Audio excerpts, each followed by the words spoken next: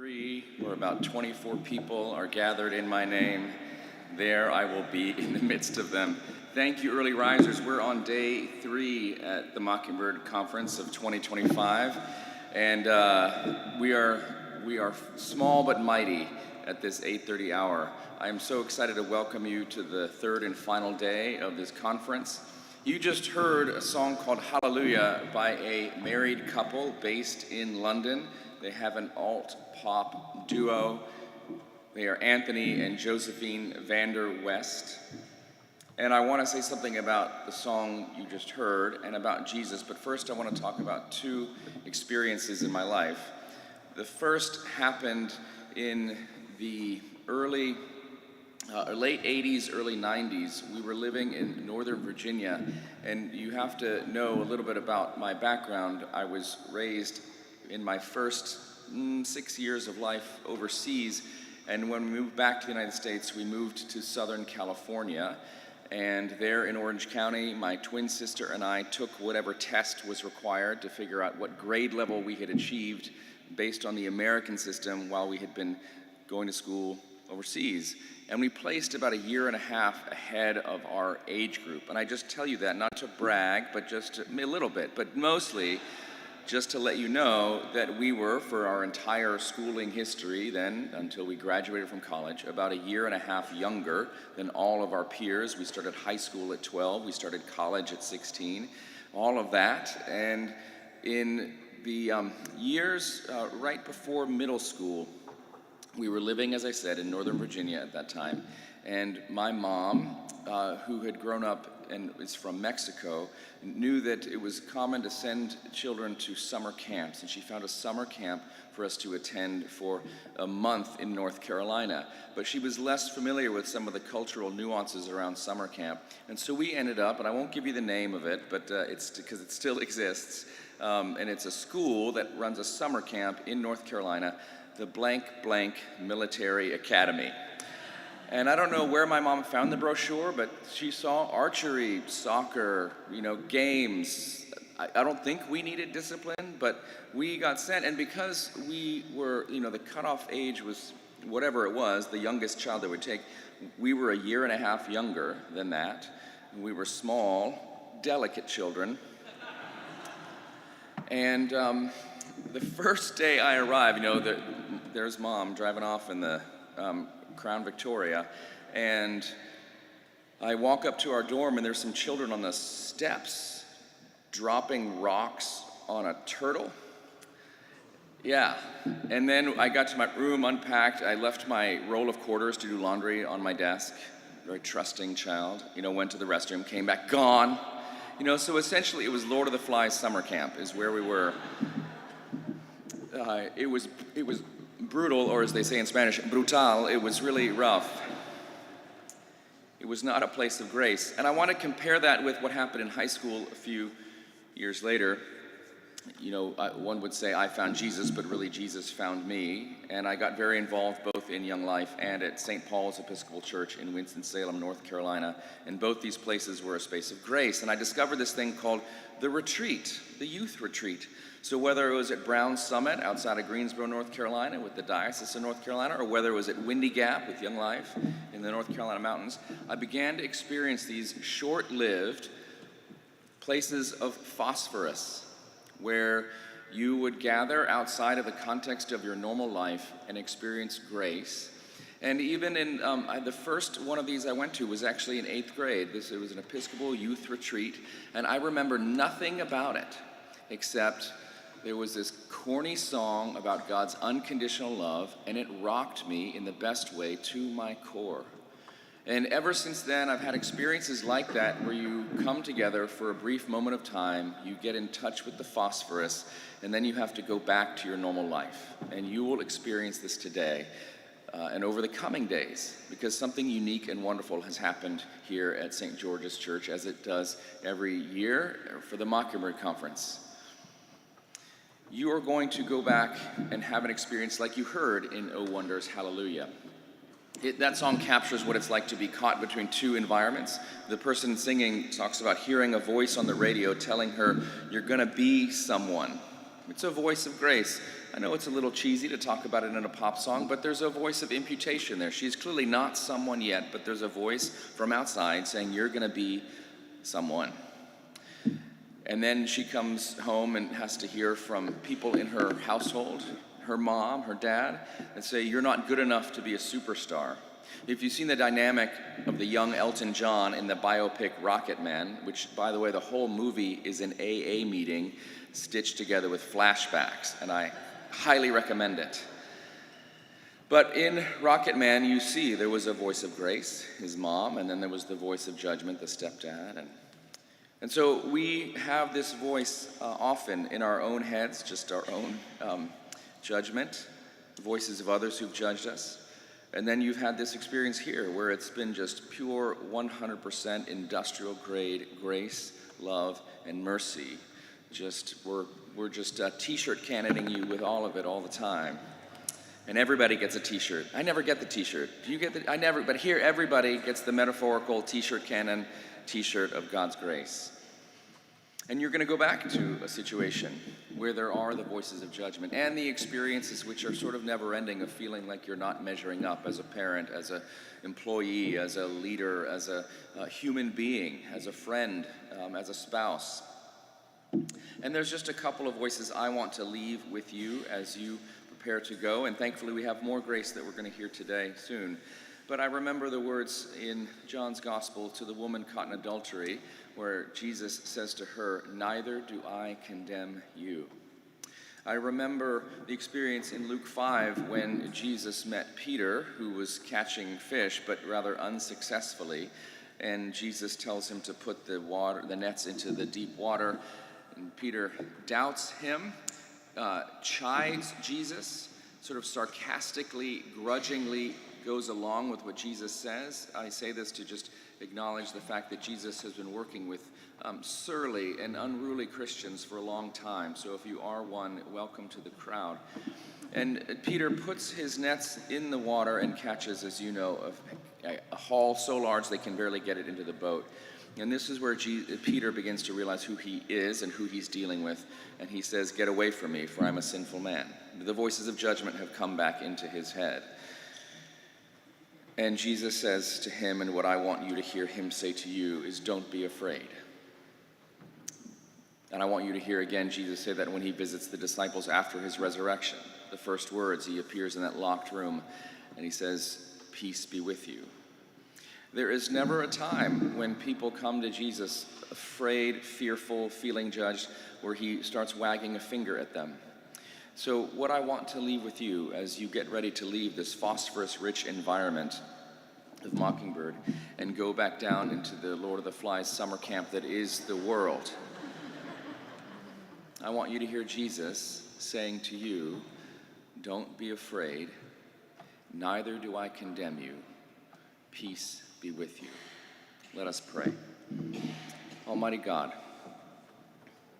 help us to hear your voice above all other voices, telling us that as the Father has loved you, you love us. Help us to remember that we dwell in you and that you dwell in us. Give us reminders of your grace. We need it so much, Lord. We ask in Christ's name. Amen. Good morning. Thought we'd warm up with a little more folk songs as we go today. Getting comfortable, being uncomfortable, whatever that may look like. This is an old Dylan cover that I like to sing. I've been singing this since I was like 20. But you guys may have heard it. Come gather round, people, wherever you roam, and keep your eyes wide, the chance won't come again.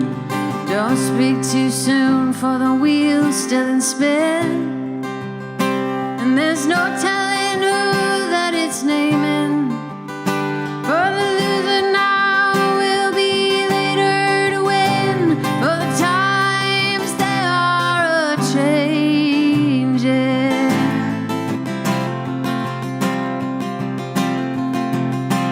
Come writers and critics throughout the land, and don't but you can't understand. Your sons and your daughters are beyond your command.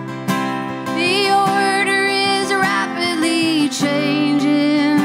Now get out of the new, and if you can't, lend your hand, for the times they are a-changing.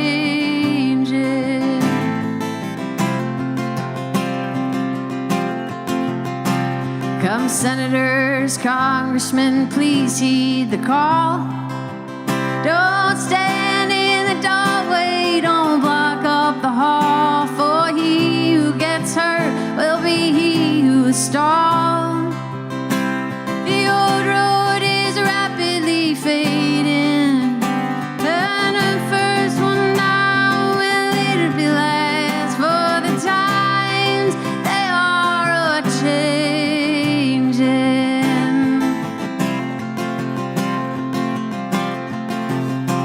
And the line has been drawn, the curse has been cast. The slow one now will later be fast, as the present now will later be past. The order is rapidly changing, and the first one now will later be last, for the times they are a-changing, for the times they are a-changing.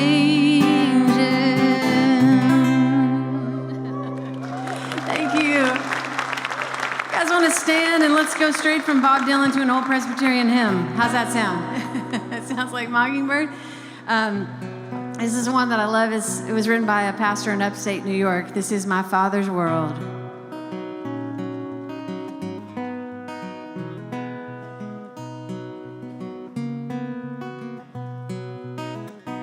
This is my Father's world, and to my listening ears, all nature sings, and around me rings the music of the spheres. This is my Father's world. I rest me in the thought of rocks and trees, of skies and seas, his hand the wonders wrought. This is my Father's world. The birds their carols raise, the morning light, the lily white, declare their Maker's praise. This is my Father's world. He shines in all that's fair. In the rustling grass I hear him pass. He speaks to me everywhere.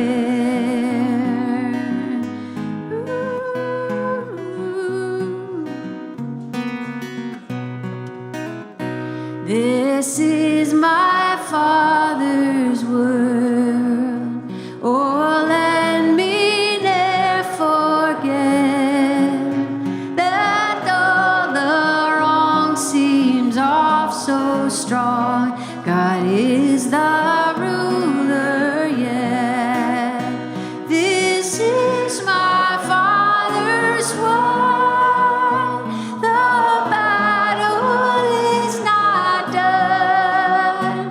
Jesus who died shall be satisfied, and earth and heaven be one. Jesus who died, Jesus who died shall be satisfied, and earth and heaven be one. That's good news, and I'd love to teach you guys a new one. I don't know if some of you might have heard this, a song called God's Highway.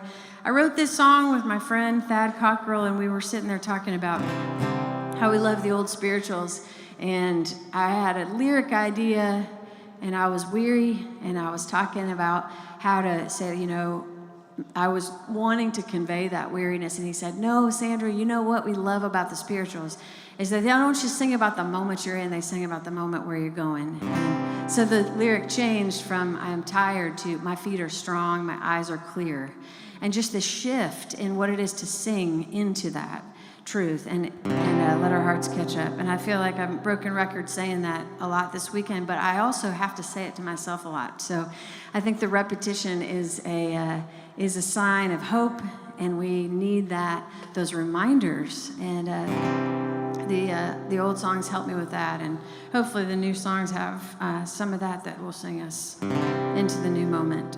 God's highway. So the chorus goes like this: Fear not, keep on. Watch and pray, walk in the light of God's highway. Would you sing that? Fear not, keep on, watch and pray, walk in the light of God's highway.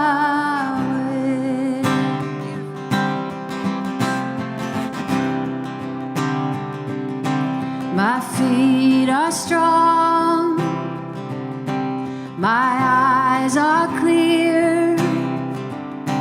I cannot see the way from here, but on we go, but on we go. He knows the way, and in his arms he keeps me safe. Fear not, keep on, watch and pray, walk in the light of God's highway.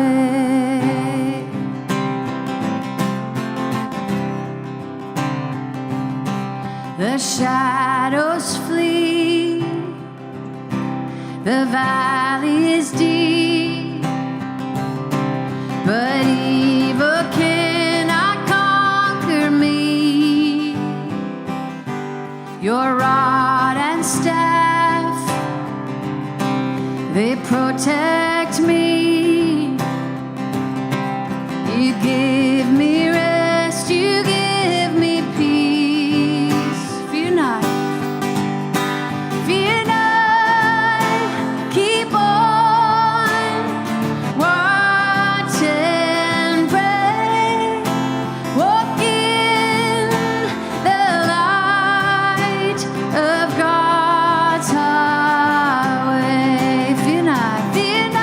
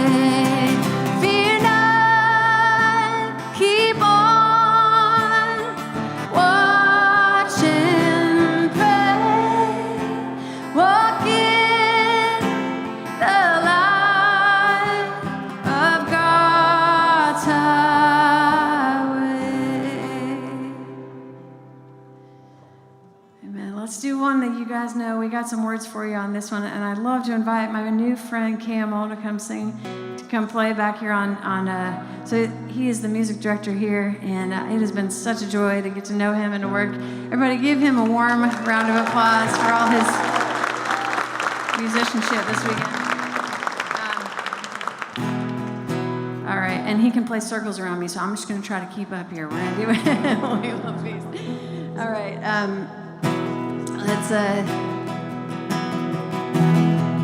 lift up our voices again.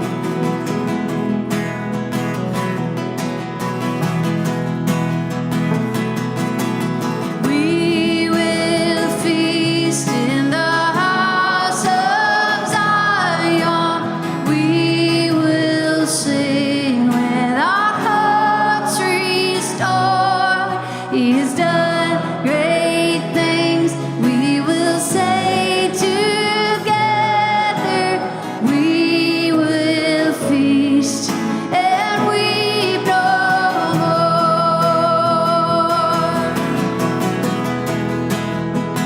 We will not be burned by the fire. He is the Lord our God. We are not consumed by the flood. Upheld, protected, gathered up. We will feast in the house of Zion. We will sing with our hearts restored. He has done great things. We will say together, we will feast and weep no more.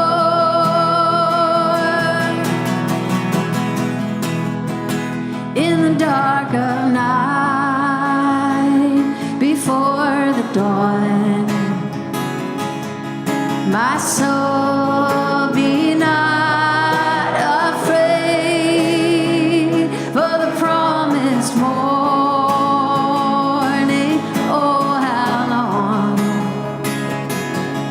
oh God of Jacob, be my strength. We will feast in the house of Zion. We will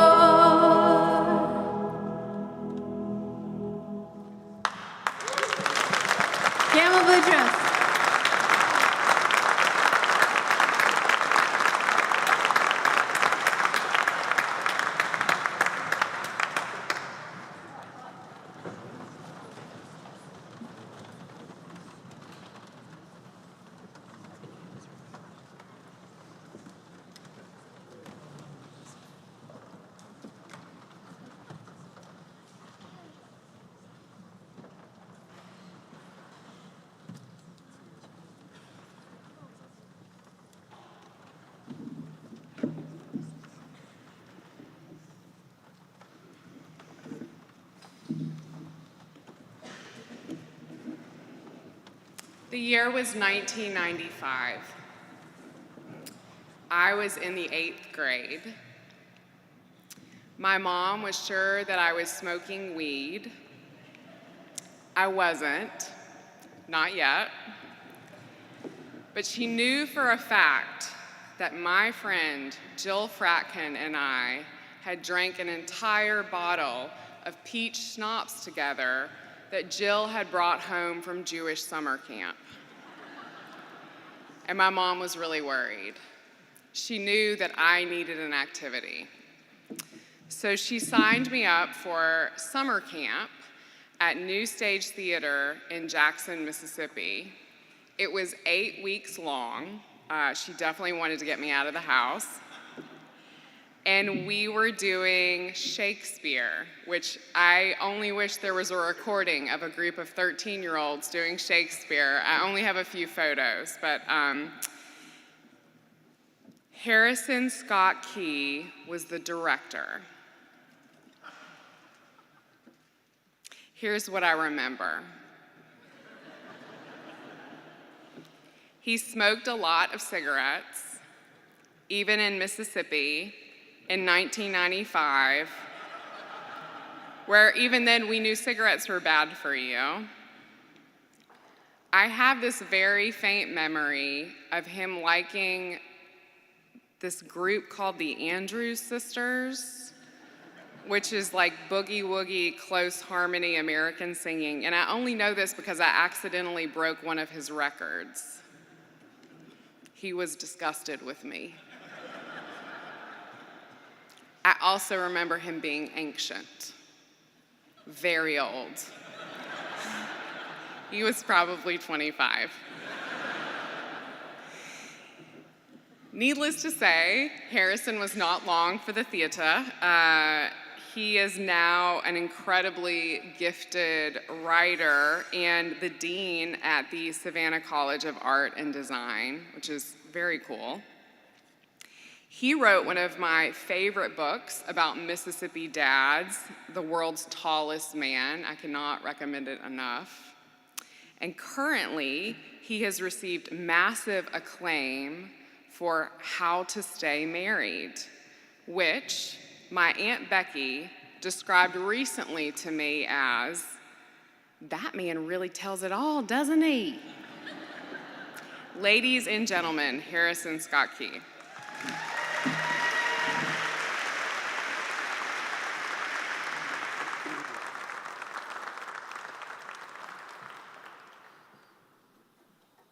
Good morning. I did not hear anything that she was saying, but I could hear you laughing. I hope it was good. It really is so cool. Like, you know, I don't know, I guess, Sarah, I don't know how we found each other again. It may have been through the journal, writing for it, or maybe I followed them and then I saw you and then you reached out to me or I reached out to you. But it's been really, really cool to see you and everybody, get to know everybody and Dave. And anyway, I'm just gonna read and it's gonna be really awesome. The vibe here is good. I don't speak at a lot of churches, in a lot of sanctuaries for reasons that you will soon learn. But this feels safe to me. This clicker, okay, I'm gonna click some things and I'm gonna read some things. But I just wanna say again how special it has been to be a part of this and to feel like, I mean, you know, I'm a Presbyterian, but I feel very welcome here. I'm a bad Presbyterian, but I feel very welcome. I'm gonna start off with a joke, if that's cool. So this whale walks into a bar.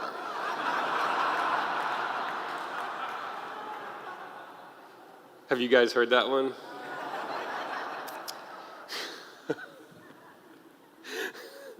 At the party after that, this English guy walks up and he's like, "Was that an American joke?" A man I know once asked his wife, "What would you do if I won the lottery?" She replied, "I'd take half and leave you." "Great," he said, "I won $12, here's $6, keep in touch." I first told that joke at the very first public event for this book nearly 2.5 years ago at All Saints Church in Winter Park, Florida, at a Mockingbird event much like this one, but way scarier because it was in Florida. Mostly I was scared to death because I didn't know if the Episcopalians would let me say fuck. It turns out they love it. Another reason I was scared is that this book, which wasn't even out yet, revealed pretty terrible secrets about my wife and me, so that was weird. You know, I'd already written 2 other books by then. I published this one 10 years ago, almost exactly to the day, and it was all about my father in Mississippi, my tortured relationship with both. Writing this book had been the hardest thing I'd ever done, exposing the misogyny, abuse, racism, and general brutality of my rural Southern childhood. But it was funny. I was so worried that that the first book would piss people off that I included this as a dedication. I don't know if you can read that.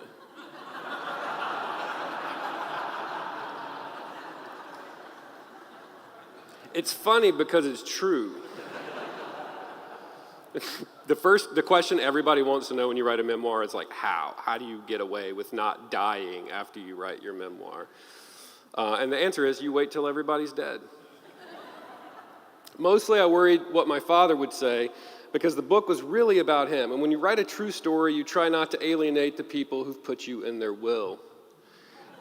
Right as I was finishing this book, my father died, which was sad, but freed me up to hold nothing back in my final revision, such as the fact that for a time I truly hated my dad. So I ended up with what I think is a really funny book about very sad and complicated things. It sold well. It won a major award nobody's ever heard of. I did no fewer than 1 trillion talks and book appearances. I was a slut for self-promotion, which is what I thought you were supposed to be. I got famous, just barely. That experience, going on a national tour, having my name said aloud on NPR, having people buy me drinks at every bar I went to, it was hard. Drinking is hard work. Being adored is the worst. The attention did make me crazy. I had a nervous breakdown, almost got divorced, but we didn't. My fame waned, I became normal again. I had been to the literary mountaintop and loved the view and loved coming back down even more, to the valley where you pay for your own drinks. The experience blew my mind, and in my experience, that's when you write a book, when your mind has been blown. So I wrote another book. This book did not make me famous, which was sad, because they give you money when you're famous. And we had 3 kids in private school with the biggest buck teeth you ever saw. Braces aren't free. But I really did love writing this book. It helped me stop obsessing about literary fame. I started saying no to book tours and started saying yes to front porch hangs with friends. I spent more time taking my wife out for dinner, teaching our daughters to cook. I invested more than ever in friendships and joined a kickball league with some of my best friends. I was 42 years old and in the best shape of my life, as you can see here. I was a little overweight at the time. We lost many games. I broke many bones. This is an actual x-ray of my left hand. You can see one of the things isn't right there. My friend Jimbo drove me to the ER. If you read the book, you know about Jimbo. He's in the book. While my other kickball friends called me a big baby. This is what friends are for, to insult you when you're unable to retaliate. Everybody laughed at my injury, which hurt really bad, guys. Here's a picture of my wife laughing about it. Lauren is very funny. It's unfair that someone who was homeschooled could be so funny and beautiful. But under all this beauty was a hypochondriac who couldn't stop making jokes about her own death. Her humor could get pretty dark. She was always having imaginary aneurysms. Perfectly harmless lymph nodes became rare, incurable cancers overnight. They never tell you that hot people are just as weird as the rest of us. We laughed at all the same things: ugly babies, bad plastic surgery, Disney couples, or couples who wear matching Halloween costumes, and especially pharmaceutical ads. Did you guys know that those who take Tremfya have risks of fungal infection, headache, joint pain, diarrhea, herpes, demon possession, and the growth of unwanted limbs? The world was just too absurd, and Lauren and I loved to laugh about it all. Our girls are funny too. One of them gave me this for Father's Day. Can you see that? That's funny. That's really funny. My phone is full of funny videos like this. I don't know if this has audio. I should have told the guys this has audio, but I'm going to play it for you. You can see what happens. Did you see the snot come out of her nose? These are our two youngest girls. I felt like the luckiest man alive to have a family to laugh with. And pretty soon I felt like writing something new. I'm a writer. It's how we pay for things. But I didn't care so much to write about myself anymore. My first good book idea was a novel about a Bigfoot who plays college football.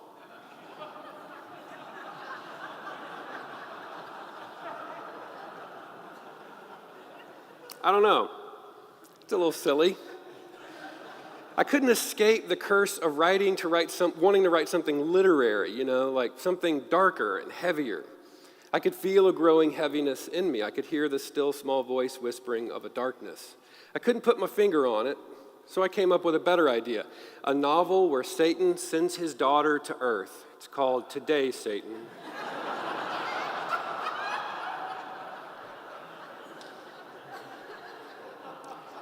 This felt silly too.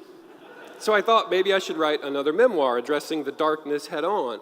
I would write about the good and evil and in my life and that I saw in the world and God and church and how hard it is to be serious about religion when you're a clown, which is what I am. So this was my next book idea. I was a little skeptical, another memoir, really? Would the big secular publisher that did my first two books really want to publish something like this? Who cares if I make fun of Christians? Doesn't everybody already do that?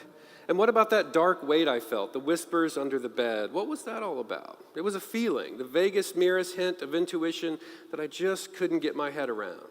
Would this silly book help me pinpoint the source of that dread? Something was going on in my home. But what? Everything was fine. Life was good.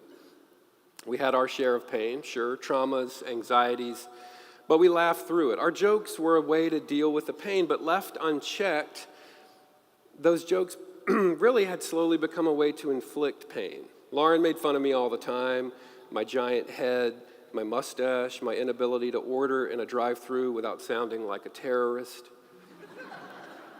So I made fun of her, which was easy since she was homeschooled.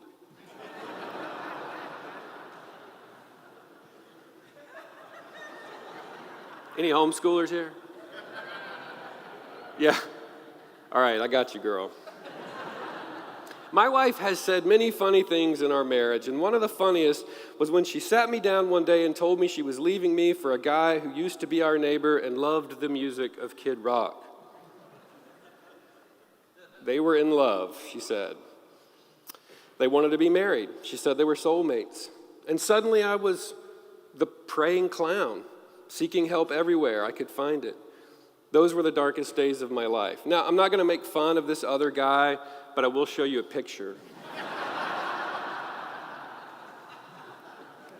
Finally, I knew the name of the nameless dread, so I called my friends. Those people who had taken me to the ER with my kickball injury now had to take me to a whole other kind of ER. When something like this happens, you're going to need good advice, so here's a little. Now, friends take work. It won't be easy. You may have to go bowling or attend an adult birthday party. A human rights violation in my denomination. My friends brought beers and cigarettes to my driveway. They checked on me every day. You know what else they did? They hugged me. It was not fun. but I let them hug me, and you know how it made me feel? Awful. I was too weak to resist. Separation was hell. I cried so hard one night I woke up with abs. So many books and blogs urge you to self-righteousness, to vengeance, or they tell you just to move on, to let it go. But my wisest friends reminded me that there's a middle way, a third way. They encouraged me to fight for my marriage. One friend gave an absolutely essential bit of advice. Okay. I had to explain that we really don't use the word secretary anymore. And also, I don't have a secretary. I probably would have tried to have sex with her if I had had one. But I got it. This was another way of saying, don't make things worse. When word got around that we were separated, I started receiving many DMs from hot single moms. Many of the messages were from women who'd been cheated on, and I learned that the experience of infidelity inducts you into a secret club of others like yourself who emerge like mushrooms after a summer rain to tell you of their anger and their loneliness and their healing yoga practice, which has made their bodies very stretchy. I started flirting with every woman I met. I played a game with myself called, Could I Marry Her? Could I marry the hobo lady in the park? The chiropractor's receptionist? Could I marry the Tremfya lady with moderate to severe plaque psoriasis? She's kind of pretty, likes tank tops, has a good career, hasn't cheated on me, and might have psoriasis. But no. I was now a single father of 3 at home with 3 girls. I went to some pretty dark places I hadn't been to in a long time, like the grocery store. And did you know that kitchen floors have to be swept every day? And the hair. My daughters were young then and needed help with their hair. I don't know anything about hair. I haven't had hair since Bill Clinton was president. Sarah told you the story about how we met when I was her director. I was bald then. To fight for my marriage, you know what I did? I fought the hair. I beat the crap out of the laundry. I revolutionized the production of school lunches. I pampered myself with luxurious, affordable new lotions. One therapist friend said, if a marriage is going to recover from something like this, then both spouses usually have to own their part in it. He wasn't saying I caused the affair, but he was saying it might be useful to look in the mirror. So I looked, and in that mirror, I saw this reflection.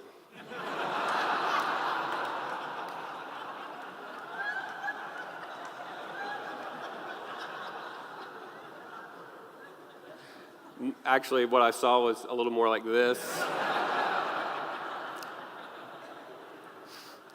You've let yourself go, brother. Or this. I stared into that mirror and I made a list of all the ways I might have made my marriage not a very fun place to be. For example, I'm abrasive, if you can't tell. I brag. I'm pretty good at bragging, guys. Probably better than you. I say I care about people, but I don't remember names. I've met a lot of you. I don't remember any of your names, except Tom, the English guy who was confused about the joke that Dave told. I remember him. I lived next to an elderly woman for more than a decade, and I could tell you for a fact that her name is either Janet, Joy, Cheryl, or Brenda. I have the emotional intelligence of a potted succulent. My flaws could not be blamed for the affair, but they hadn't helped. Take infidelity off the table, and I was easily the least likable person in my marriage. It wasn't a very good feeling. One night during our separation, the girls and I got ready to go to dinner at a friend's house. The weather was wet and foul. I instructed our youngest, whose real name is Ferris, to take our giant, man-eating chocolate lab, Gary, out into the backyard to relieve himself. But Gary got away and would not come back in. This is Gary. Gary is a menace. "Somebody please come help me get Gary," Ferris screamed, already crying about it. These girls were a wreck, you understand. Their mom was gone. "I'm coming," I said, running out in the rain to help. We were maxed out, emotionally, spiritually. Gary frolicked in the rain with exquisite demonic joy. I could not catch him. Soon the older two were in the yard, the rain coming down, thunder, lightning. Ferris looked into the sky, and I don't know if you have ever seen a fourth grader scream at God, but I have. Now, we got Gary back into the house, in the truck. In the truck on the way to dinner, we just kind of sat there. I wasn't going to say anything hateful about their mom, but I did say this. I said, "I am not having a very good day." And the girls agreed that this was not a very good day. And Ferris said, "Screaming felt good." And I said, "You guys want to scream some more?" "That's right, baby." Yeah, I said, you guys really want to scream?" And they said, "Yes." So I introduced them to the work of Rage Against the Machine in the car, and we rolled down the windows and stuck our arms into sheets of rain and laughed and cried all the way to dinner. And something changed for me in that moment. I knew I couldn't save this thing. I couldn't drag my wife back. I couldn't even know what was going to happen tomorrow. I suddenly started seeing the absurd and the ridiculous everywhere, in the mirror, in the world. The whole experience of being a single father and generally going insane, but having friends who loved us through it all, kind of blew my mind. And I knew I had to write about it. It was a strange feeling. A lot of people have asked me, how can you get away with a book like this? Why would you write a book like this? And that's a difficult question for me to answer. But it was a compulsion. It felt like something I really couldn't resist, that I really had to do it. And I didn't know what kind of book it would be. I didn't know where it would end. Now, there are really only two kinds of stories. Can you guys see that? Yeah, you can see that. There were really only two kinds of stories when you get right down to it: the happy and the sad, the absurd and the painfully rational, which we call the comic and the tragic. These two poles really sort of compromise the whole of human experience, a little bit like this. Okay, so I have to apologize. I drew this diagram on the only plain white paper I could find on my desk, which was on the back of a flyer that my vet gave me about how to brush my cat's teeth. This is the front of it. So, I love animals, but I am never going to brush my cat's teeth. So, Joan, if you're listening from home, I'm sorry you had to learn this way, but I will not be brushing your teeth anyway. So what we have here is a metaphysical theory of story. We start at the top and we move clockwise. This is tragedy at the right. And historically, tragic heroes are noble, strong people from good families, kings, queens, princes, the best of us. Their stories start off hopeful, but their tragic flaws, I've just chosen a few for your image here. Fear, ambition, weak ankles, it lays them low. They die because life is serious and the tragic logos of the law of nature ends in death. No human can defeat life. Tragedy is very Old Testament. The wheel of fortune drops us all into the pit of hell eventually. And that's where comedy comes alive, down in the pit of death.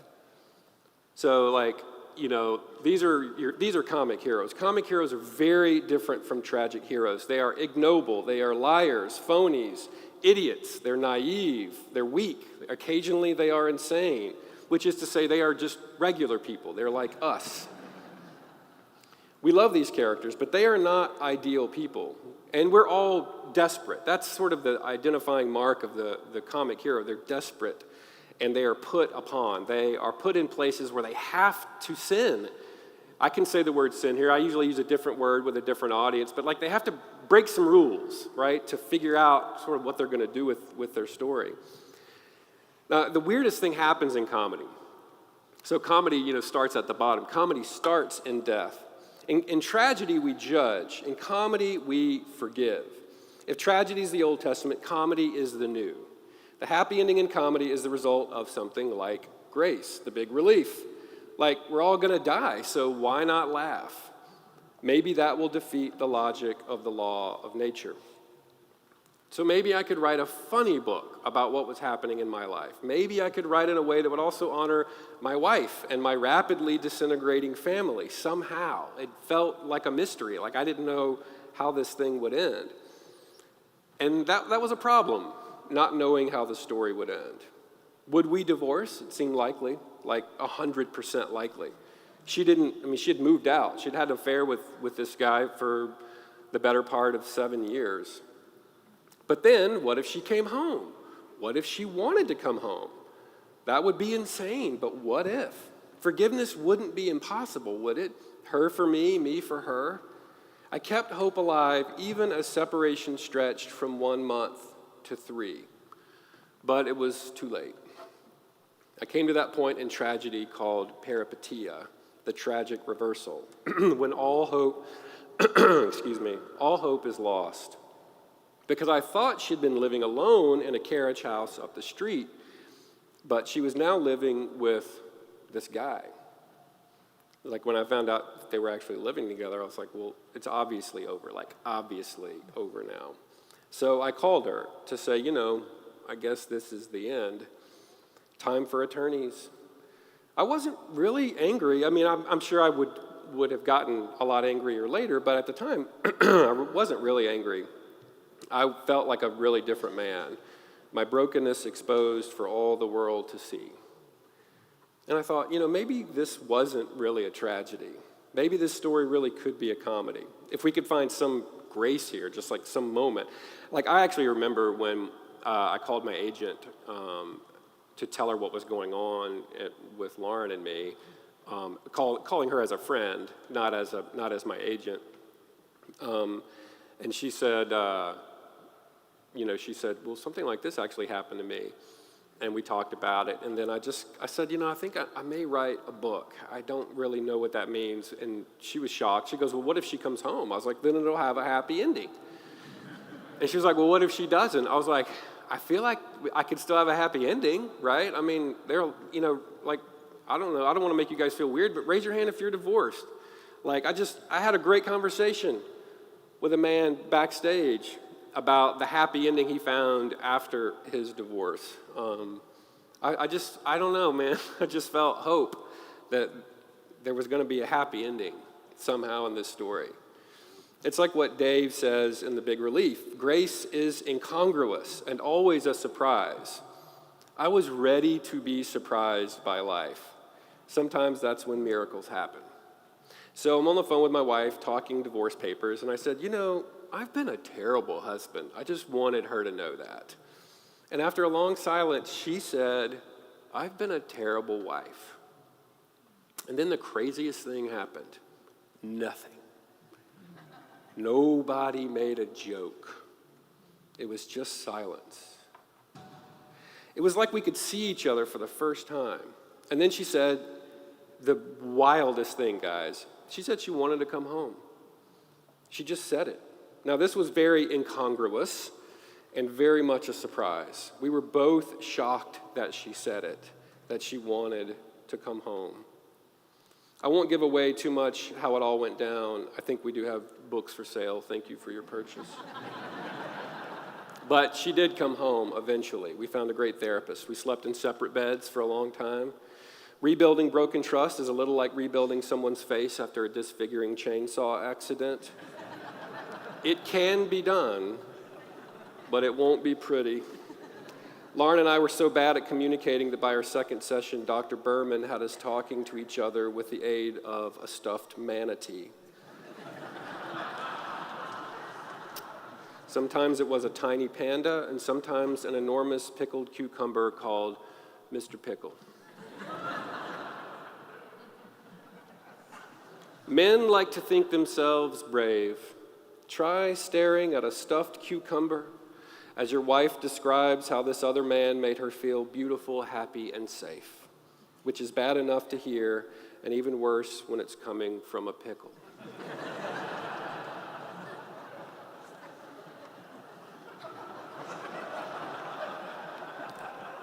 And I thought, it's like I wanted it, I was like, I gotta tell this story. Like, it was so ridiculous. It felt like tragedy and comedy sort of all wrapped up together. I mean, like my wife is telling me things that would make me lose the rest of my hair. And she's like, with the pickle. He made me feel safe. And I'm like, give me the pickle. I asked if we could each have our own stuffed animals so they could talk, and he said we had to just use the one, and we had to pass it back and forth.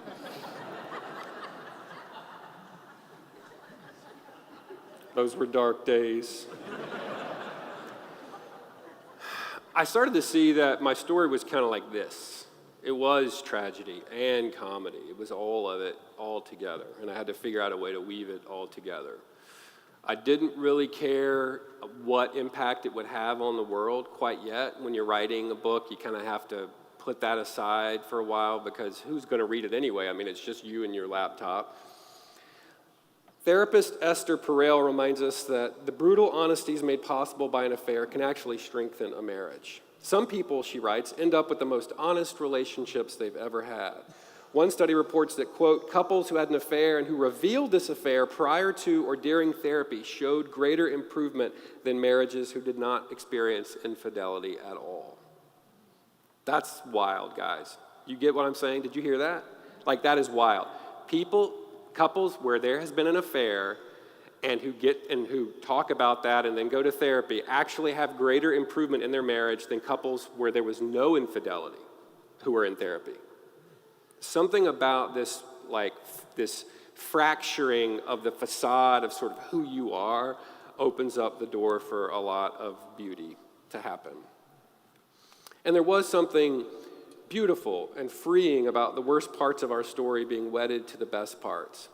In therapy, I heard of so many of my wife's hurts, and I saw how this hurt made the affair seem a pretty reasonable option. And she heard my pain too, and she answered my every question. During the year after she came home, we had good days, bad days, strange and beautiful days, and I wrote about it all.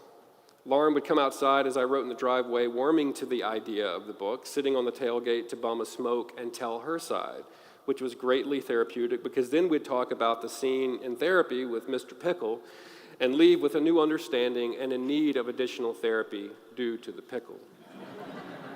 When I finished the book, Lauren read the manuscript. Sadly, she did not hate it, which really pissed her off. So she decided to get back at me by writing her own story of the affair, which was even better than any of my chapters. So I got back at her by asking if I could put that in the book, and she got back at me by agreeing to do that. And then it came out, and here we are.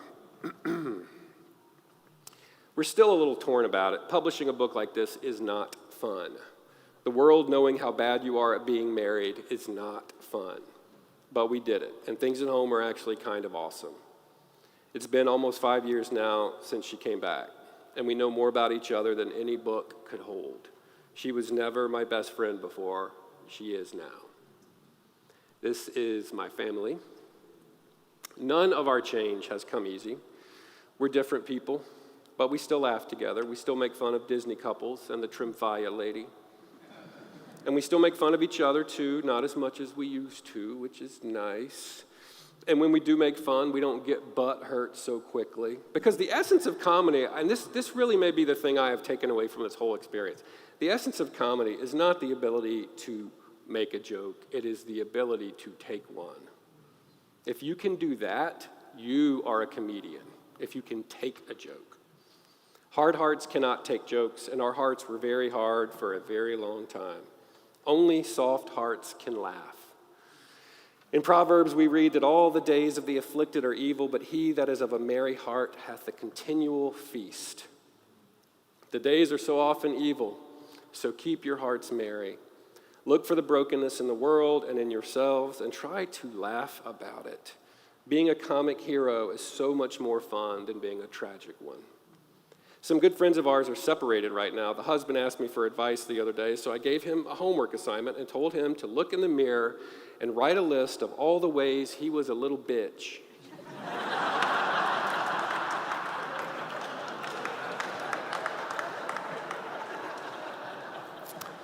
That's from my new Bible translation of the beam in your own eye passage. It's a good place to start. That's homework, by the way. If your marriage is falling apart, just get out a piece of paper, a lot of pieces of paper, and write down all the ways that you might not be awesome. That is a great place to start. Lauren and I still have to forgive each other all the time, 70 times 7 to the 7th power times, which is this many times. We've needed so much forgiveness because when you start peeling the layers back on pain, you find a lot more pain. Lauren didn't just hurt me, she hurt Gollum too. I didn't just hurt her with my mockery and narcissism masquerading as ambition. I hurt my friends, and I hurt my children, and I hurt myself. I've never heard a wedding officiant explain the crucible of suffering that awaits every marriage. You won't hear a minister look at the couple and say, "You will both grow extraordinarily comfortable with fantasies about your spouse being abducted by aliens and never returned." But this is what happens in every marriage. You will hate your spouse at some point, perhaps many points. Are you brave enough to admit that? Rome slaughtered Jesus, and that is what marriage will do. If it will slay you, crucify, and burn, and behead you, and everything you thought you knew about yourself. If it doesn't, you may not be doing it right. We do talk about our faith quite a lot in the book. Some people don't like that. It can sometimes feel insane to subject yourself to an ancient religion that dares you to live according to a collection of primitive writings featuring more murder and foreskin content than is advisable for young children. The central theme of its stories being that everyone should imitate the strange behaviors of a divine hayseed born in a Palestinian cowshed to an 8th grader who just woke up one day pregnant. But I actually believe the Christmas story really happened. I'm from Mississippi, and I've known many teenage mothers who are virgins. They're called Baptists.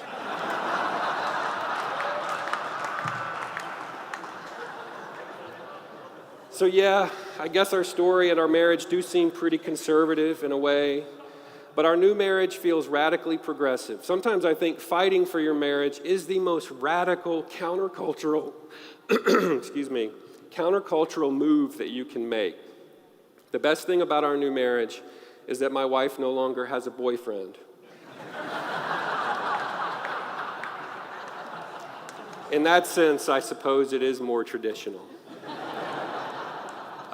Thank you guys for laughing and listening.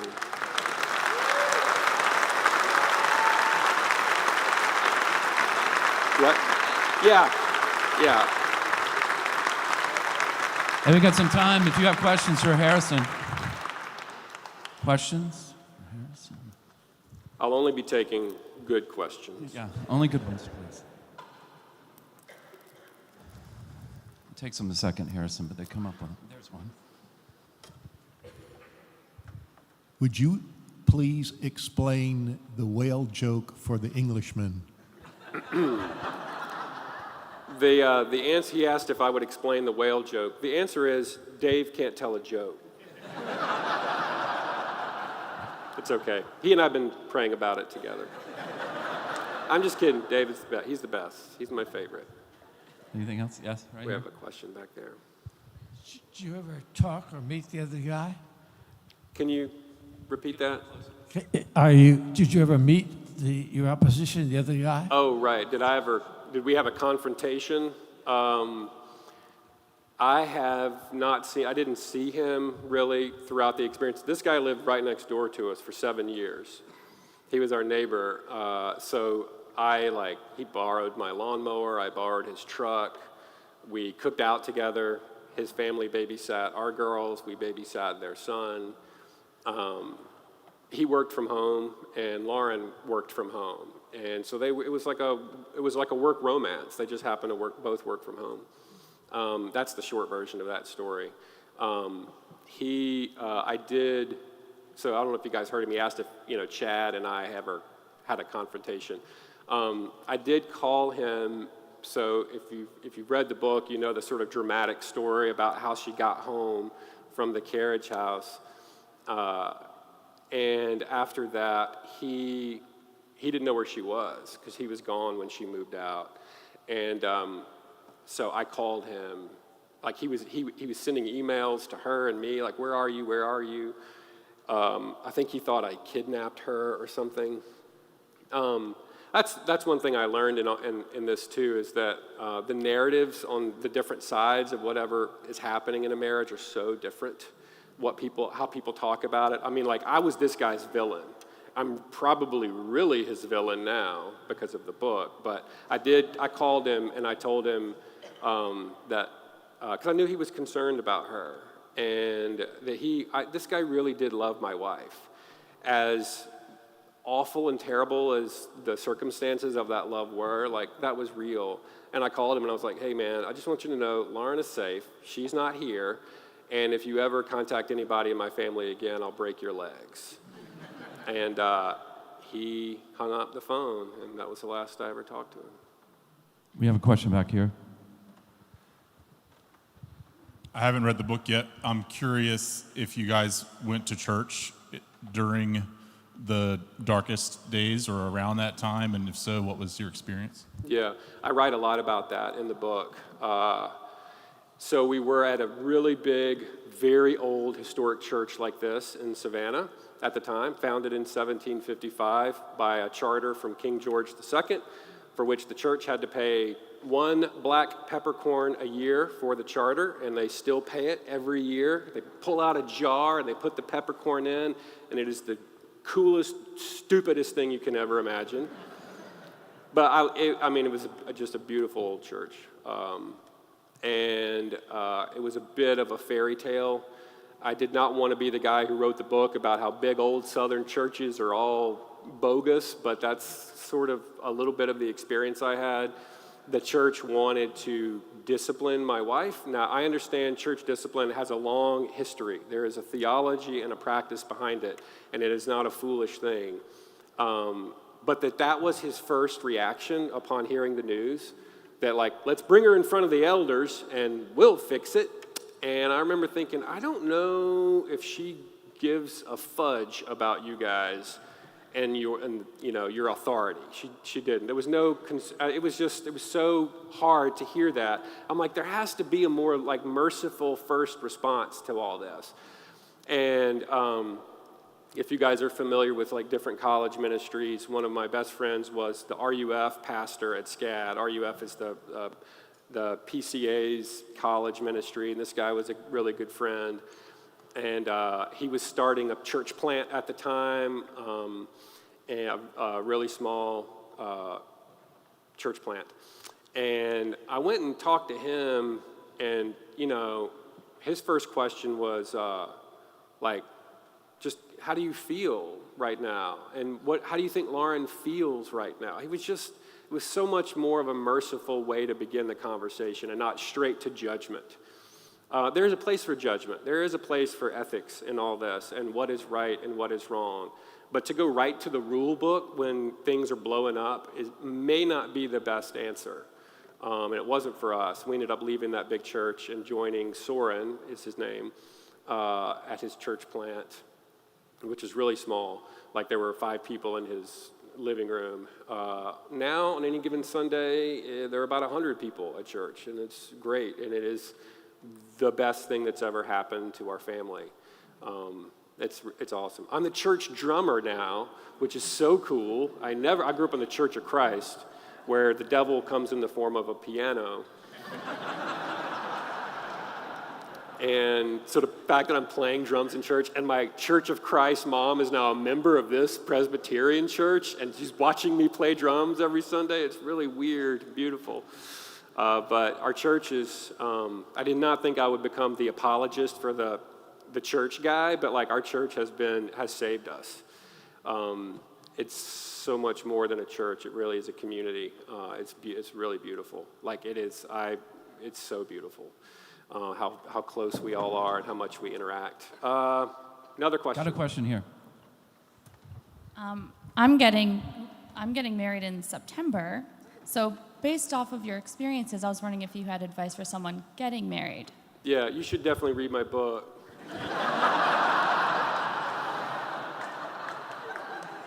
I think I got time for a couple Next more. question. You should read the book together, and you need to be in, like, premarital counseling for sure, so you can figure out what the problems are going to be later. because you will have a lot of them, and it's better, like, it's, you know, premarital counseling is like, you know, going to like a premiere screening for a new TV show. There's going to be a lot better episodes later, but it's good to meet the characters. Okay, we got one here. Hi, we are actually here celebrating our 20 years of being married. Congratulations. And I haven't read the book, but I plan to. But my question is in regards to other people being injured by the separation, specifically your daughters. How did your wife go about repairing the relationship with her daughters, with y'all's daughters? Well, I would say that we both had to repair our relationships with our daughters in different ways. I would say, at the risk of sounding like I'm good at something and bragging, I told you guys I was very good at bragging, but I think the best thing that Lauren and I have done together is parenting. The way our parenting complements each other so well, and she's so gifted. Like, she is a guru at talking to a child, and I mean, she's like the mom that the other moms call when the infant won't sleep. Like, she is so good at all of it. She could start a freaking business. I've told her to, like, please write a book. Like, we would sell 1 billion copies of any book she would write about parenting. So that helped. Now, obviously, you tell people that, and they're like, oh, yeah, she had an affair. She ain't too good of a parent. But, like, okay, Mr. Judgy Pants. Like, she's really good at it. You can be a really good parent and a terrible spouse. It is very possible. Most of you are one of those things. So that's a long answer, and there's a little bit of it in the book, but we did not, you want to engage your children, especially depending on the ages, in the sort of G-rated version of what's going on. You don't want to scare them. You don't want to make them feel like they have to be adults now. But you do want to let them know, like, hey, if you think things are weird, they are definitely weird, and here's why. And it's okay, because we love you.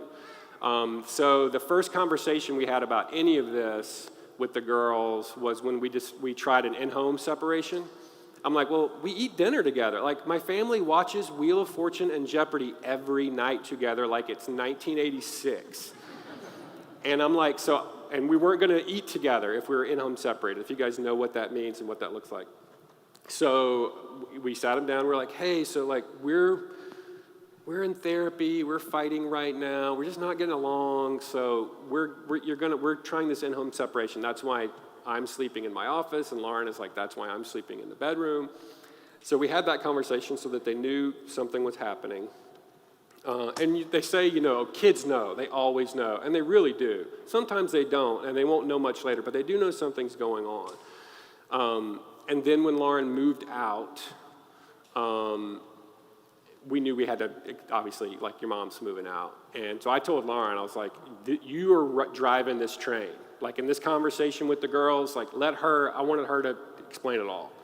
I felt like it would sound cruel or mean, or like I was kicking her out. I was not kicking her out. I volunteered. I was like, I will leave, but I told her, I feel like you should be the one who's left. You've already left, in a way. And this is, just being honest with you guys, I'm like, this is my freaking house. I pay for this house, my family. I haven't had an affair. And I wasn't saying that in a judgmental way. I was just like, I'm not leaving. I think my wife thought I was going to leave. When she told me she wanted to get married to this other guy, I think she thought I would pack my bags. I have a ton of friends in Savannah. My mom lives down the street. I had a ton of places to go, but I wasn't leaving. It was my house. This was my family. And I felt that it was important for my wife to see me not leaving. Every man in my wife's life had left her, including her own father. And I wasn't trying to be spiritually amazing. I just said, I'm not leaving. And so she moved out. We had a very difficult conversation with our girls about it. That was the worst. That was kind of a nightmare. And that happened right before the story about the dog. Like that was really awful. And if I can be a little vulnerable with you guys, like, I felt it was important for my wife to see that. That sounds kind of harsh, but I felt it was important for her to see what it was doing. And the girls flipped out and cried, and then she moved out, and she had time with them. She would pick them up, and they would spend the night at the carriage house and do that kind of thing. And then when she came home, we had to have another conversation. Now, they were happy that their mom was home, right? Like, mama's home. Like, most of you guys love your mamas. And when mama comes home, it's a good thing. When my wife leaves, the girls are always like, when's mama coming home, So when she came home, it was amazing. But we had to sit down, and Lauren said, do you remember Chad? Well, we had an inappropriate relationship, and that's why I had to move out, and we're in therapy now. And obviously, it was a very fragile time for the girls. When the book came out, I said, hey, girls, I've written about this. That's not a surprise to my family that I write about my life. I was like, I'm going to post about it. And Lauren's like, when you see the post that Dad posts and you click on it and you go to Amazon, you're going to see the words infidelity. You're going to see the words adultery. Here's what that means. I mean, we had to talk about that. And I was like, I'm telling you because I'm going to do a reading and some of your friends' parents are going to be there and your friends might then message you about what happened. So I needed my kids to have a way to process that without frightening them too much. Is that it? Yeah, thank you, Harrison. Thank you guys so much. Harrison will be signing.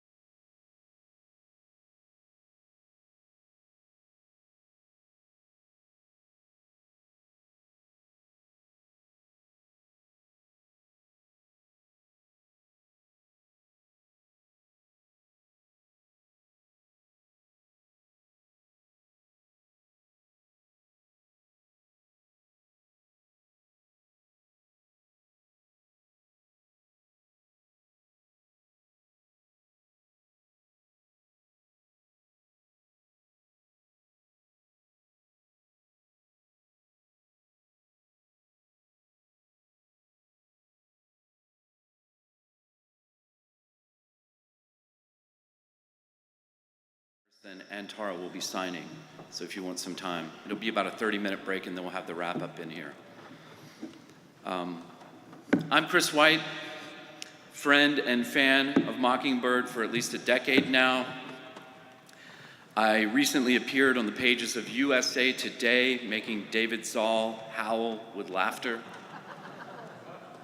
Clearly, I know how to tell the whale joke. I met Tara Isabella Burton a little over a year ago on the pages of her most recent novel, Here in Avalon. I'd come across a description of the book promising an enchanting, fairy tale-inflected thriller about two sisters who encounter a captivating yet possibly dangerous underworld cabaret theater cult that challenges their perception of reality. Having once worked as a high school drama teacher, I was very familiar with captivating, dangerous theater cults. I ran one, so I dove into the book. When you first meet a writer in their writing, it can lead to disappointment when you meet them in real life. But when my wife Emily and I sat down for lunch with Tara last year to discuss a film adaptation of Avalon, we were not disappointed at all. Tara is the author of 3 novels, 2 nonfiction books, and is currently working on a history of magic and modernity that will be published next year. Her short fiction and essays have appeared in the New York Times, National Geographic, the Washington Post, the Wall Street Journal, and more. She received her doctorate in theology from Oxford and serves as a visiting fellow at George Mason University and a visiting research fellow at Catholic University's Institutional Flourishing Lab. But perhaps most impressive, Tara has recently completed work on a screenplay adaptation of Here in Avalon with yours truly. And I can honestly say that the experience of knowing and working with her behind the page has been an absolute thrill. We can't wait to invite you to join the Avalon cabaret, very soon. Please welcome to Mockingbird my enchanted and brilliant friend, Tara Isabella Burton.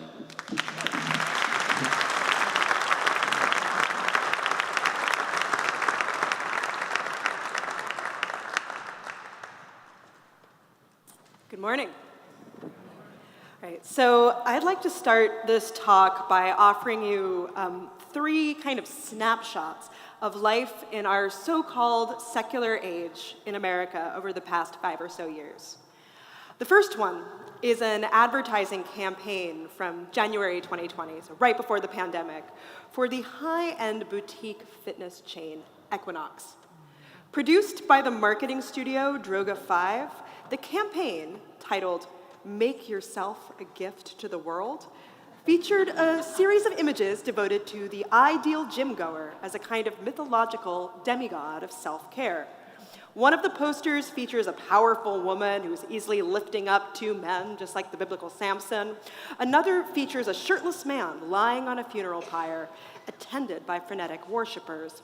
The purpose of this campaign, according to the marketing firm, was to, quote, depict divine characters as God-like gifts to the world in moments and situations that reflect their self-worship as serving a larger purpose to humanity.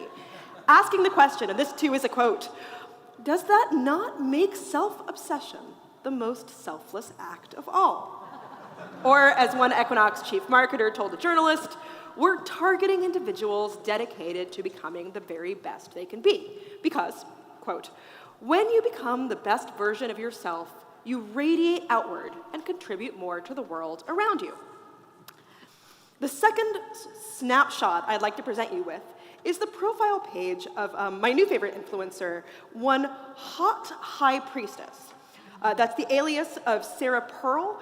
She is one of the most influential influencers in the self-help and spiritual phenomenon known as manifesting. She boasts 2.5 million followers on TikTok.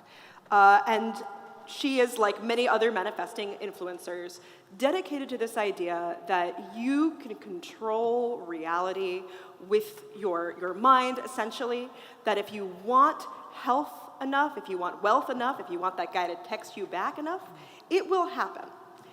Or as she puts it, the reason you can't lose weight is the same reason he's ghosting you, the same reason I never felt wealthy, and that's because your dream body has everything to do with your subconscious mind. That's a slightly redacted version of a longer quote. And that the scarcity mindset is what is stopping us from being able to have everything we want. As she does a tarot reading, she turns to the viewer in one of her videos and tells us, nothing in this world can stop this manifestation coming into your life. What you are desiring at this point in time is desiring you more. She hawks the whisper method, which is basically you picture yourself as an astral body whispering into the ear of your crush to text you back, in order to, quote, manifest literally anything. She tells her followers, the world is a mirror of your mind, and that in order to get a better body or a better bank account or more health, you simply have to believe you already did. Manifesting, by the way, about 50% of Americans, according to the only poll that's been done on this, say it works, and about 20% of Americans say they've tried it. But finally, I'd like to introduce you to sort of one more figure, and that is the person responsible for this very exciting image behind me, and that is Brian Johnson, tech titan, founder of Kestrel, but most famous for his new startup Blueprint and his extremely high-profile forms of anti-aging and life extension. Some of them are pretty normal. He tracks his sleep, he tracks what he eats, he has a very healthy diet. Some of them are a little more unconventional. I'm trying to figure out a way of saying this at a church. He has devices that he's hooked up to that track nighttime tumescence. Even more normally, he has himself injected with the blood of his 20-something-year-old son / blood boy. So Brian Johnson, I don't know why you're laughing, that wasn't funny. So recently, Brian Johnson, who is sort of becoming more and more of a wellness influencer in a much more techie direction, made a post on X with a call to start a new religion called Don't Die. This is the logo. He claims, according to this post on X, that it will usher in an existence more spectacular than we can imagine. And his entire website, his entire public persona, is not just devoted to life extension, like what you can do in order to live longer, have a better body, etc. It's also devoted to, as this sort of religious imagery might suggest, sort of libertario-religious, there's a snake. There's a spiritualization of this idea.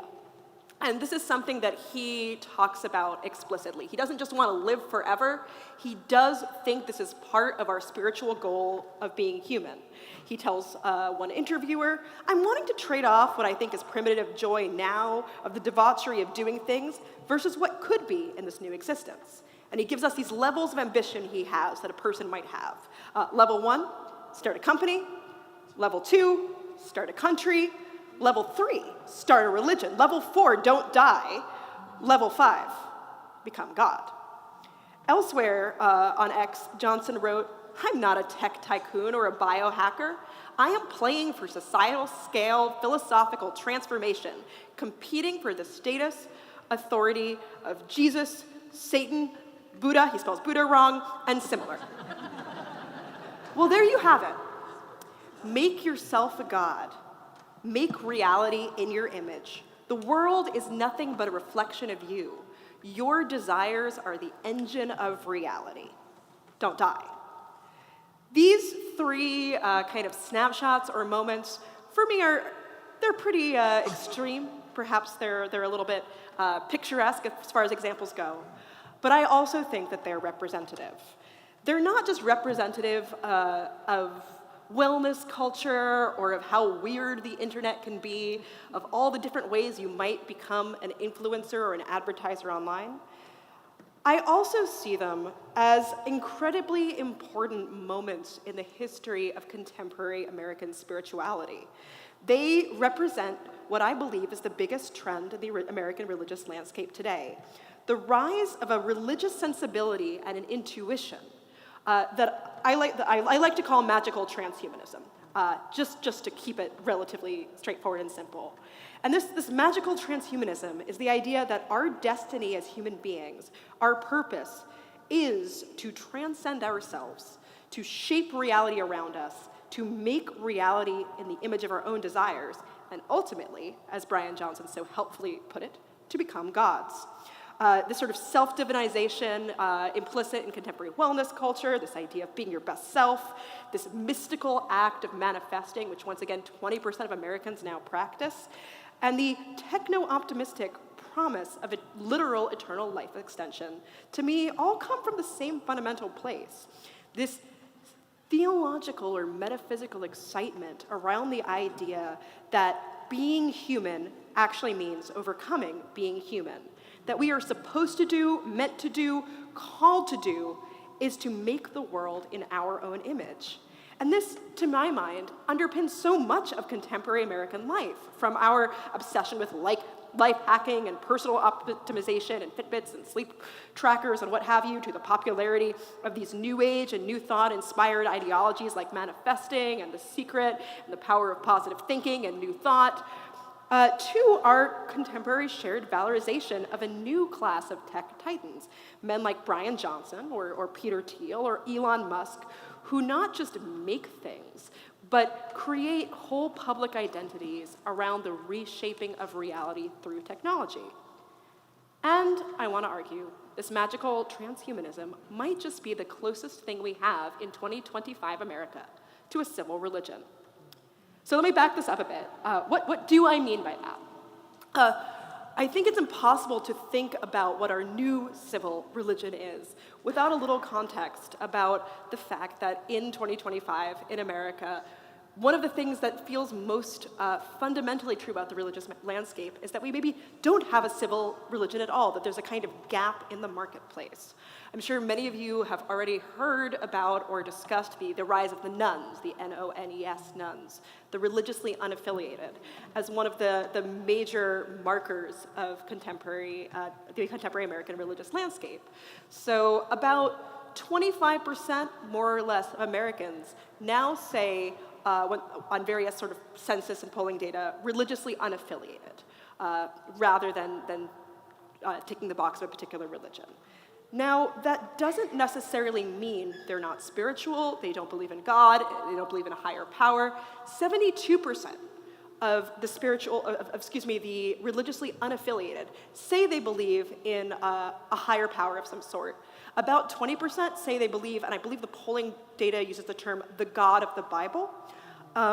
So you have a whole group of people, a whole contingent of people who are spiritually hungry, spiritually searching, believe in something, but are incredibly opposed to, wary of, suspicious of organized institutional religion. And there's a lot of reasons for that, I think some of which incredibly perhaps fair. There's a sense of public mistrust in not just religious institutions, but all institutions that you find generationally, so that basically the younger you are, the less likely you are to trust anyone. I believe the religiously unaffiliated among millennials and Generation Z goes up to about 36 to 40%. And I think often when people talk about the people leaving religion or making their own religion or the spiritual but not religious, there's a sense that people are just making a religion of the self, so to speak. And that's something I've written about and argued to some extent. But I think that an important piece of the puzzle here is that this idea of intuitional religion or spiritual but not religious or anti-institutional religion does come from a place that makes perfect logical sense, which is if you don't think you can trust the people around you and you don't think you can trust the institutions around you, then it makes complete sense that the only person you think you can trust is yourself. And the only ideas you think you can trust are your own intuitions, your own sensibilities, your own desires, because at least you know, hypothetically speaking, that you're not lying to yourself. because none of us has ever lied to ourselves. But there's, I think, another piece of the puzzle, which is that the spiritual but not religious, as well as the religiously affiliated who are still part of this new religious landscape, aren't just leaving institutional religion behind. They're also doing what I called in my 2020 book, Strange Rites, remixing religion. Basically taking a bit from here, a bit from there, getting a sense of meaning from one place, a sense of purpose from the other, community here, ritual there. You might go to church on Sundays sometimes, but also do yoga, and also do sage cleansing, and also do tarot cards. It's a bit like we are all kind of creating our own bespoke religious identities. And this is not limited to people who are not religiously affiliated. One of my favorite statistics from a 2018 Pew poll is that 29% of self-identified Christians report believing in reincarnation. So not necessarily something that is traditionally part of the Orthodox understanding of Christian doctrine, but does, I think, speak to the idea that you can identify as or understand yourself one way on a form and still have a religious identity, your own personal sort of mix and match religious observance that is highly, as it were, bespoke. Now, there's two different ways of thinking about this. And the first, which I think I was more inclined towards originally when writing Strange Rites, is just that all of this religion-y, magic-y stuff out there, it's all bricolage. Everyone's picking and choosing. Sure, there's a little tarot here, a little sage cleansing there. Maybe you get really into equinox or soul cycle. Maybe you get really into fandom. And we're all just sort of making our own religion, but there's no fundamental kind of unity to what these new religions are or look like.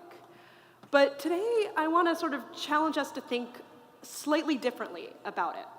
And the case that I want to make is that actually the form of this religious identity, this sort of form of bricolage and remixing, reflects a few fundamental metaphysical and theological assumptions about God, about the world, about our relationship to one another.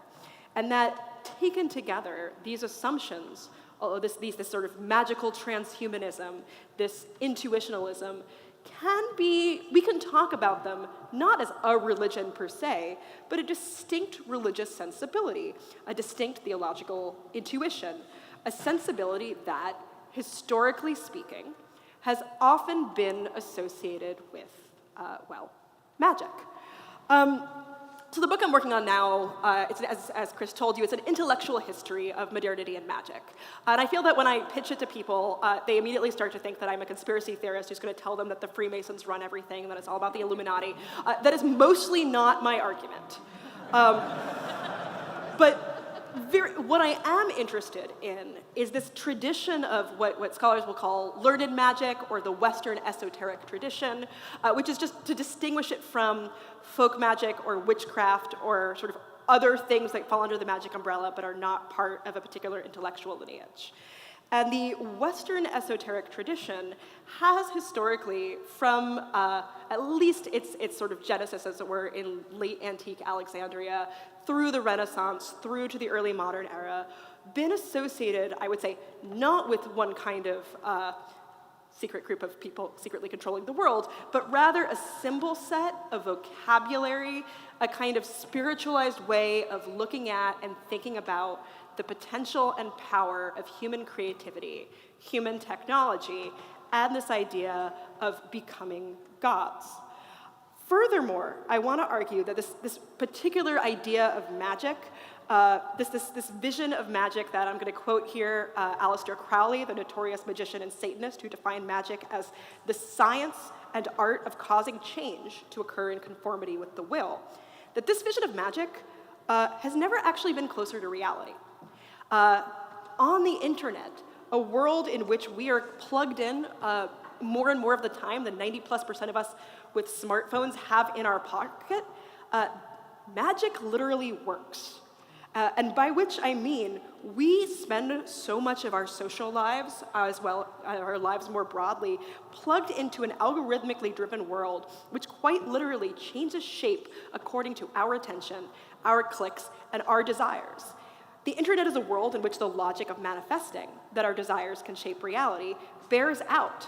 A viral meme, a funny tweet, a conspiracy theory can be amplified a millionfold and come to affect not only the contours of the online attention economy, but also whole economies or whole elections.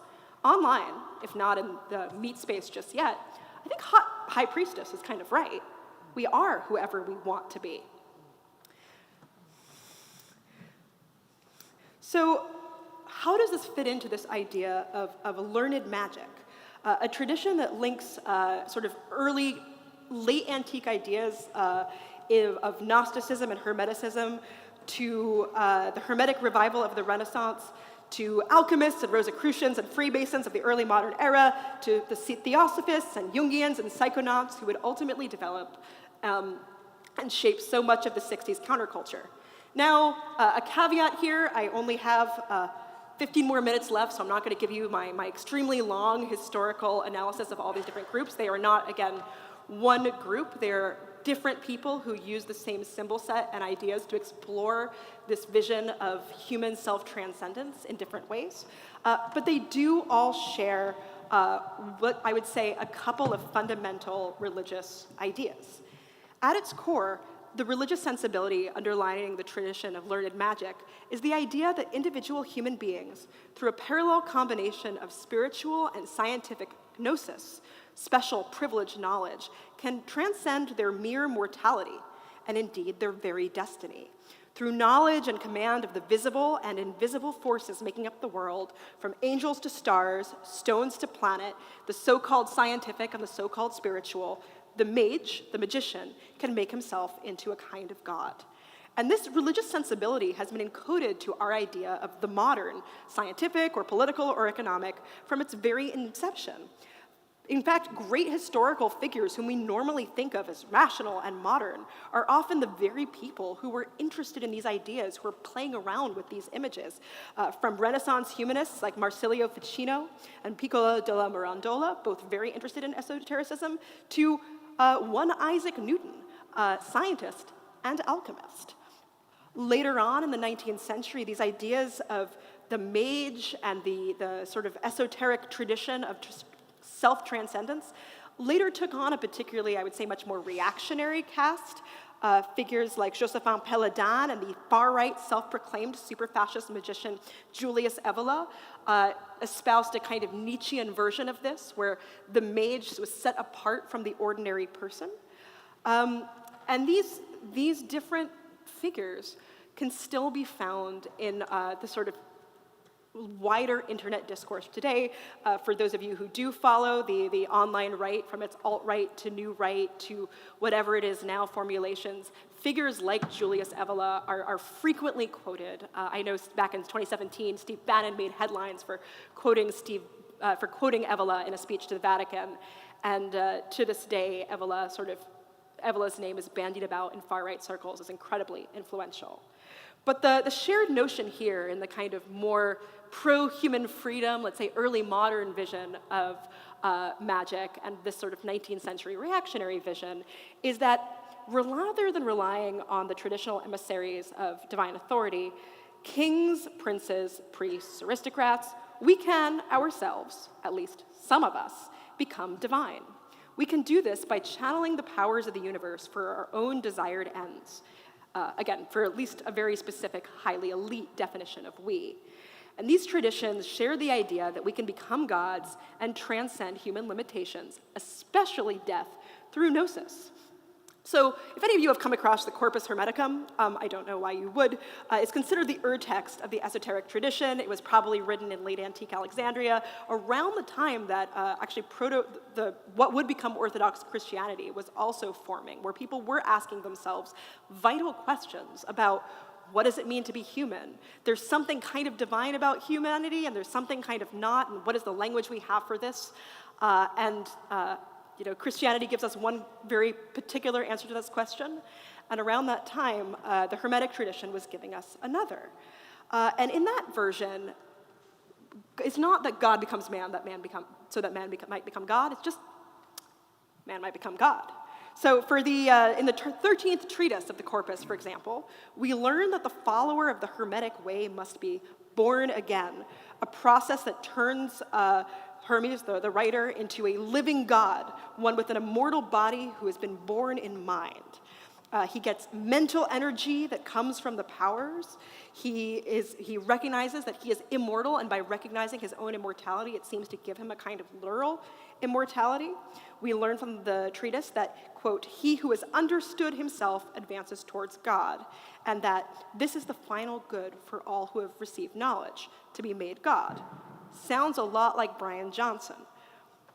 But not everybody gets to be a god. And I think this is the real heart of why, if I'm worried about the magical tradition, it's precisely that. Because deeply encoded in this idea of gnosis and self-divinization is an idea that this is for a special class of people. And they're not the old elite, they're not necessarily kings or princes or priests, but they are the elite of, the magical elite, the people who can channel their knowledge, their technological power, and to their ability to convince people of things, their ability to use language in order to get what they want.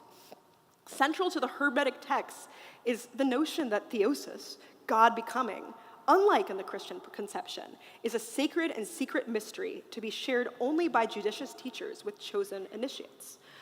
Several dialogues feature Hermes or his followers emphasizing that these teachings are not to be repeated or shared more widely. An implicit distinction in the Hermetic corpus is made between what another core magical text, the Chaldean oracles, calls the herd, which is subject to destiny. Ordinary people who have no special knowledge or spiritual access, and therefore are subject to the stars, they're subject to the whims of fate, whereas the magician, through knowledge, gets to defeat fate.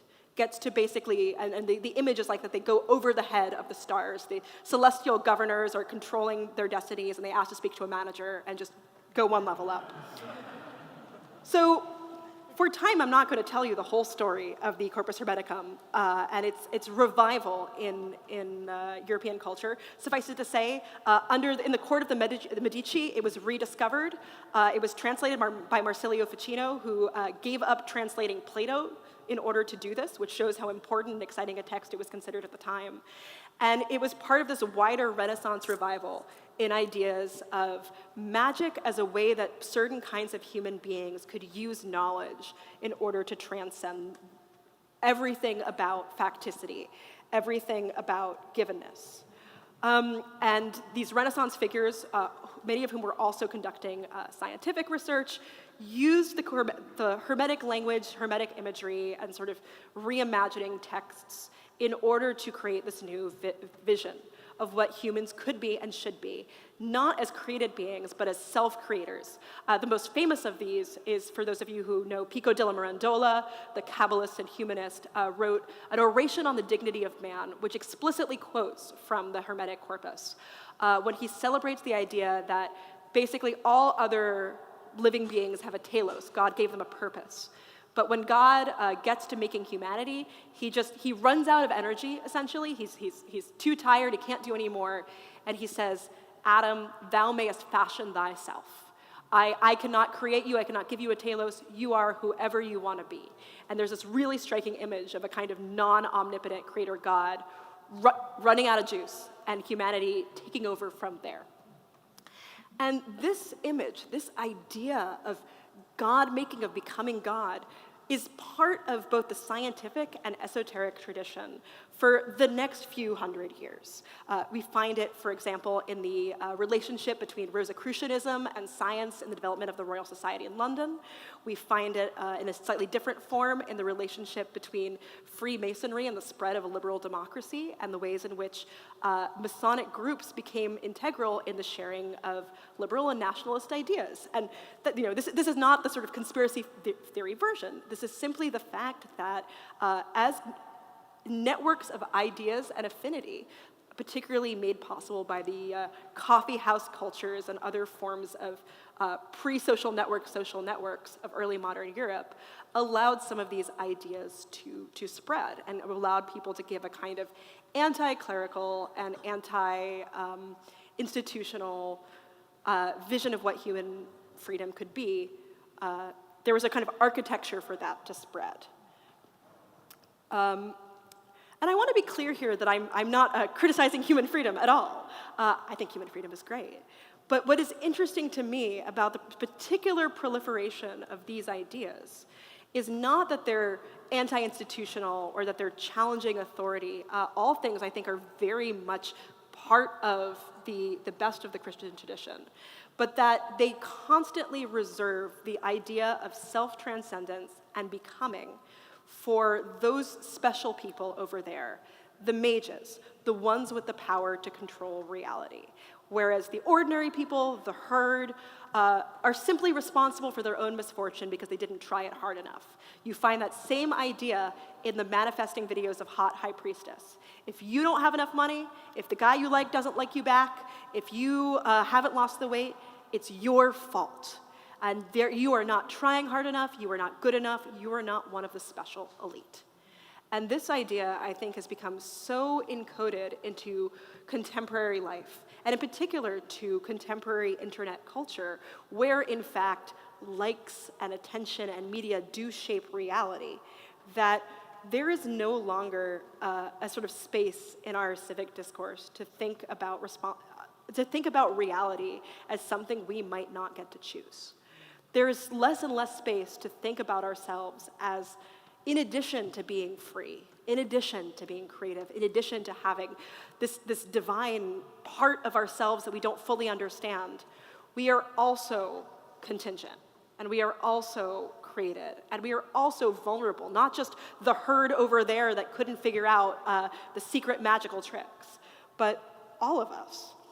And if I leave you with anything today, it's a healthy suspicion of this new way of thinking about, new and not new way of thinking about the world, this esoteric vision of self-transcendence that once upon a time was a fringe, very fringe and incredibly heretical and could possibly get you burned at the stake idea, but which has now become so normalized that some of the most powerful people in the entire world, some of the richest, some of the most visible, are espousing it.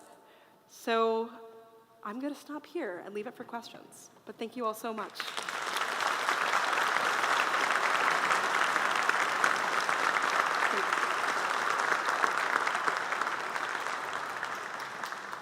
I got a question already right here. If you distill what you're saying down, aren't you really just talking about humanism in the 21st century? I'm sorry, I can't hear you very well. Just get up closer. Okay. Trying to distill what you talked about, are you really not talking about humanism in the 21st century? How does it differ from humanism in the... So I think at its best, and I would consider myself a humanist, a Christian humanist, humanism is about, maybe humanism is the correct recognition of transhumanism, which is that to say part of being human is always this negotiation between attempting to transcend ourselves, between attempting to build and create and trying to build too fast and not well and having it all fall apart. But I think the humanistic tradition does say these qualities of creativity, these qualities of freedom, this fundamental thing about us that makes liberty something we can hope for, is part of who we fundamentally are. And the transhumanist vision, which I don't think is accurate, holds that being human is something we have to hack our way out of, that we want to get rid not just of death, but of certain kinds of unreason or certain kinds of inefficiency, that you find this a lot, particularly like in places like the rationality subculture, where you learn about all of the kind of biases you might have in order to hack your way out of them, that certain other parts of human life are seen as mere evolutionary, vestigial elements of our old animal nature. And to be human is to completely reject that part of our animality. And that's where I see the distinction between a kind of healthy humanism, which I subscribe to, and a vision of transhumanism that is actively thinking of itself as post-human. And I will say that many of the sort of transhumanists in the tech space will speak explicitly and excitedly about ushering the post-human, whether it's through the singularity, through the addition of AI, or through certain kinds of personal life extension or biohacking or what have you. Got a question here. in many ways, this is a theology of glory from which there is no relief.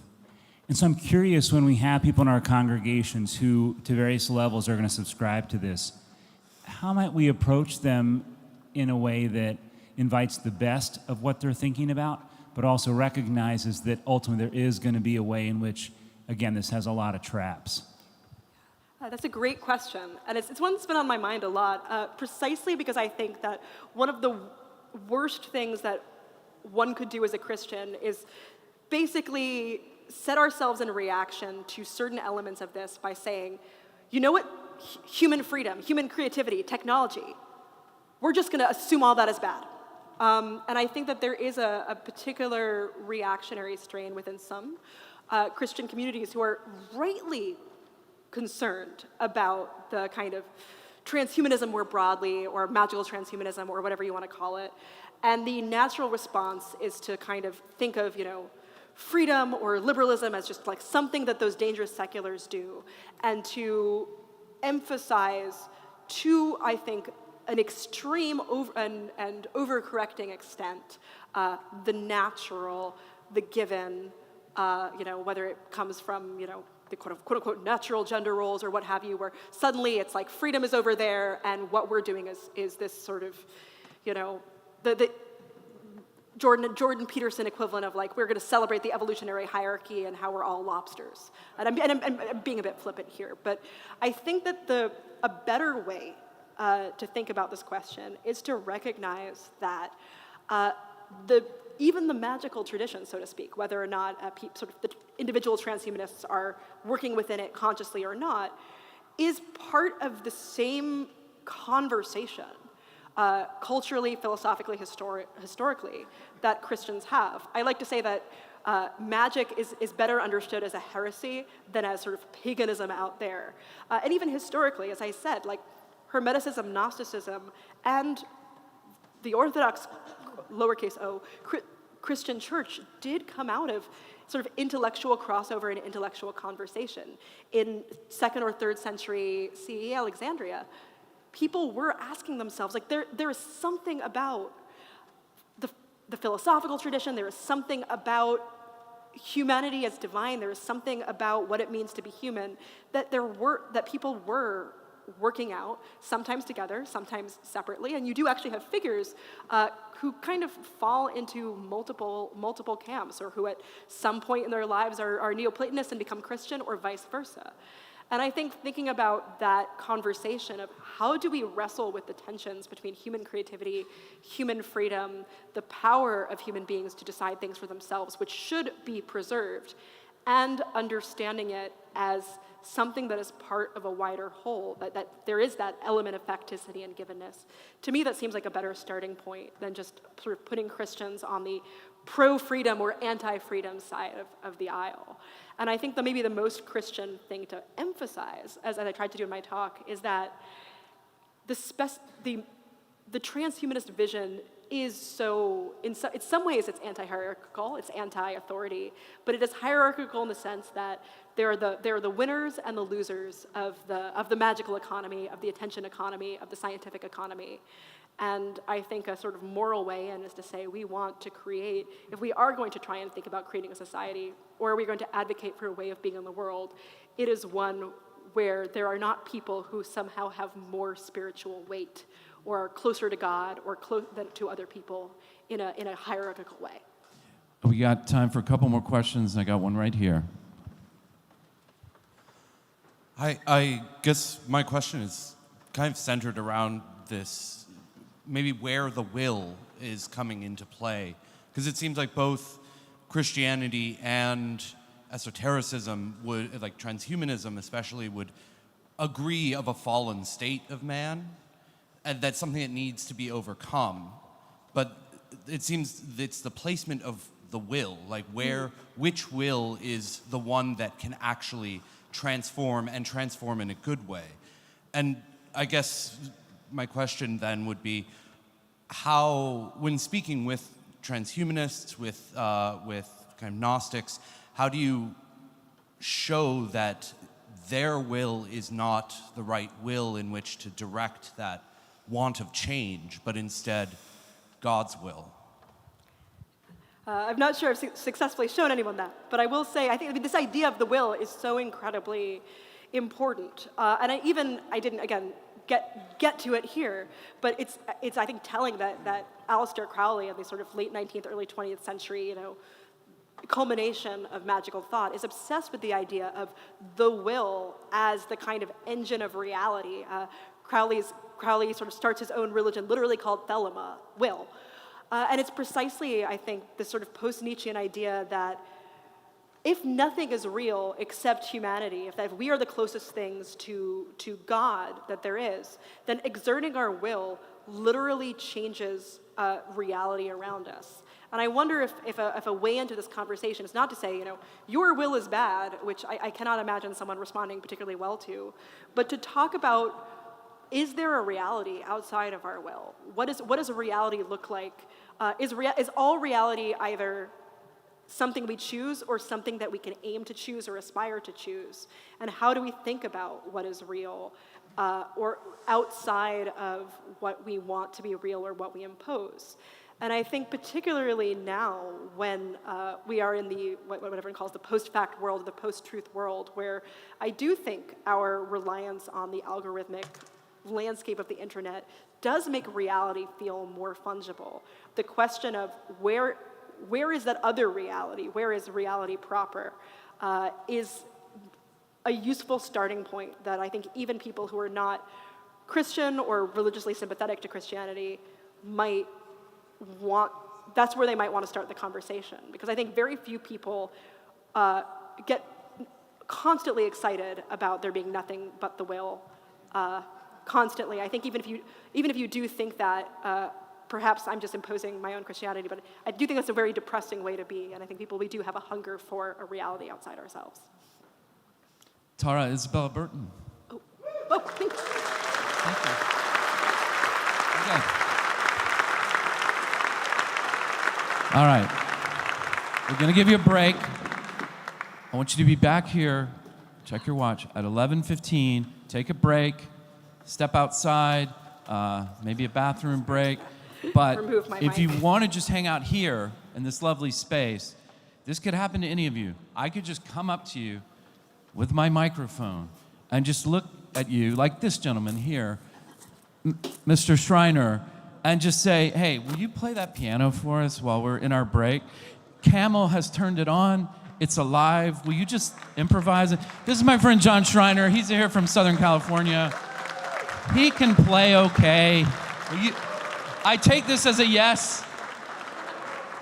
Be back here at 11:15, and if you're here, enjoy John's music. The signing is happening now with Harris and Tara. We'll see you back here at 11:15.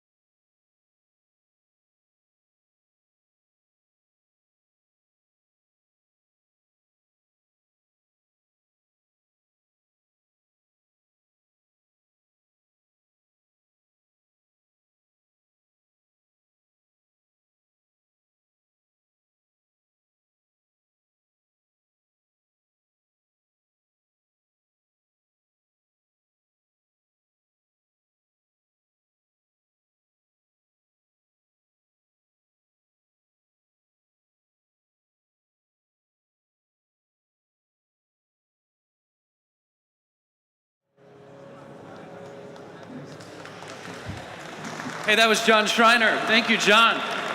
Completely unprepared.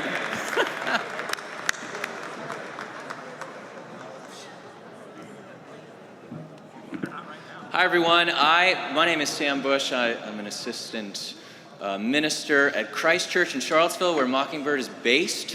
And along with Amanda McMillan, a minister there, she and I co-run the Christ Church Fellows program. You might have seen these cards around. We've scattered them like Easter eggs. And what the Fellows program is, it's an internship that lasts the length of the school year. It starts in August, ends in May. And what it is, it's a training ground for ministry. And that word is used loosely. This is for anyone who is interested in working with people, whether that's counseling or teaching or social work or medicine. The Fellows program helps kind of educate you as to what we believe here, the power of the gospel, applied to your career and how you see yourself, how you see others, how you work in the world.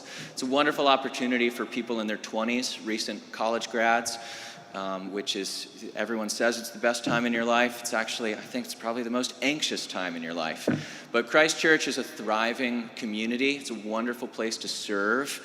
And you get plugged in all sorts of ways. And you're also trained. And it's also a year to discern what you want to do for the future. So if you are a recent college grad or in your 20s and discerning the ministry, whatever that means to you, please take one of these cards. There's a QR code with more information on the back. If you happen to see someone in their 20s looking slightly aimless or anxious, please send them our way. We'd love to be in touch. It's a wonderful place, and we would love to show you it. Thanks, everybody.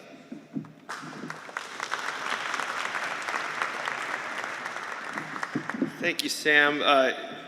Other thing to mention is Christ Church is where Mockingbird is headquartered, so you also get to be a part of what we're doing. We found a notebook that says Sermons 2025. So if you're a person that gives sermons in 2025, if you need a sermon for tomorrow, maybe there's one in here. But if you've lost your notes, I know that that could be perhaps a panic-inducing thing. I am just so pleased to bring up our next and final speaker, one of the great gifts that God has given my family and I over the past, how many years, Chip? 6 years?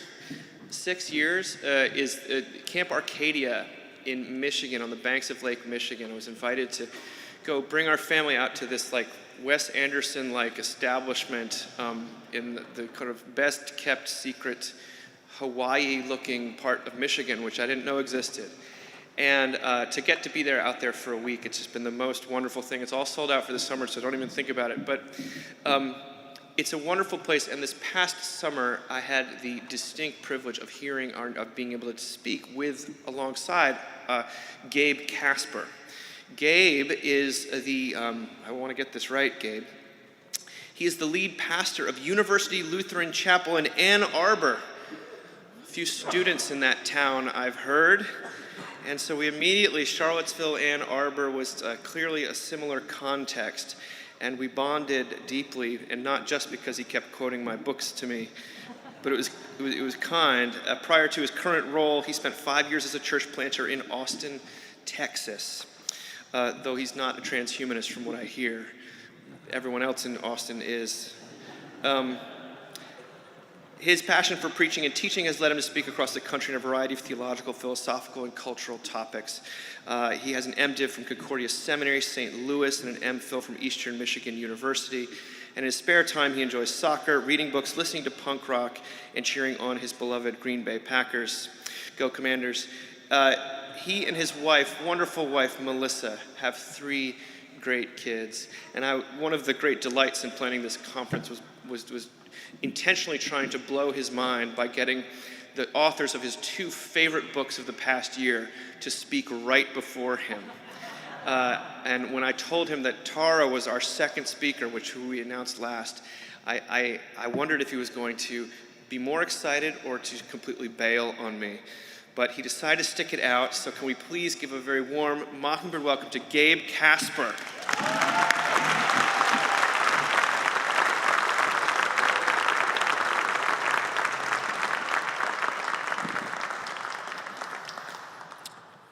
Thanks so much, Dave. Thanks for that kind welcome, everyone. It's a joy to be with you all, and truly an honor. In fact, as Dave mentioned, like my two favorite books, one was written by Harrison Scott Key, the other by Tara Isabella Burton of this last year, and I saw her back here in the green room / sacristy, and she's like just trying to leave, and she's nice, and I was like just fanboying all over her. So here I am. We're good. So as I was preparing to come here, a former student of mine texted me a screenshot of the speaker's page for this conference. And with the screenshot, it was focused on my face. And he said, "Can I get an autograph?" To which I replied, "Dude, I have the biggest imposter syndrome going into this. I'm so insanely underqualified compared to the other speakers. I keep thinking that Dave Zoll is playing a very long and elaborate prank on me. Like I'm half expecting Ashton Kutcher to come out, and this will be an episode of Punk'd." This is for my fellow millennials. Now, of course, my hope in confessing my insecurity to this former student of mine is that he would say to me, "No, you're totally qualified. You deserve a seat at the table. They are lucky to have you." He did not say that.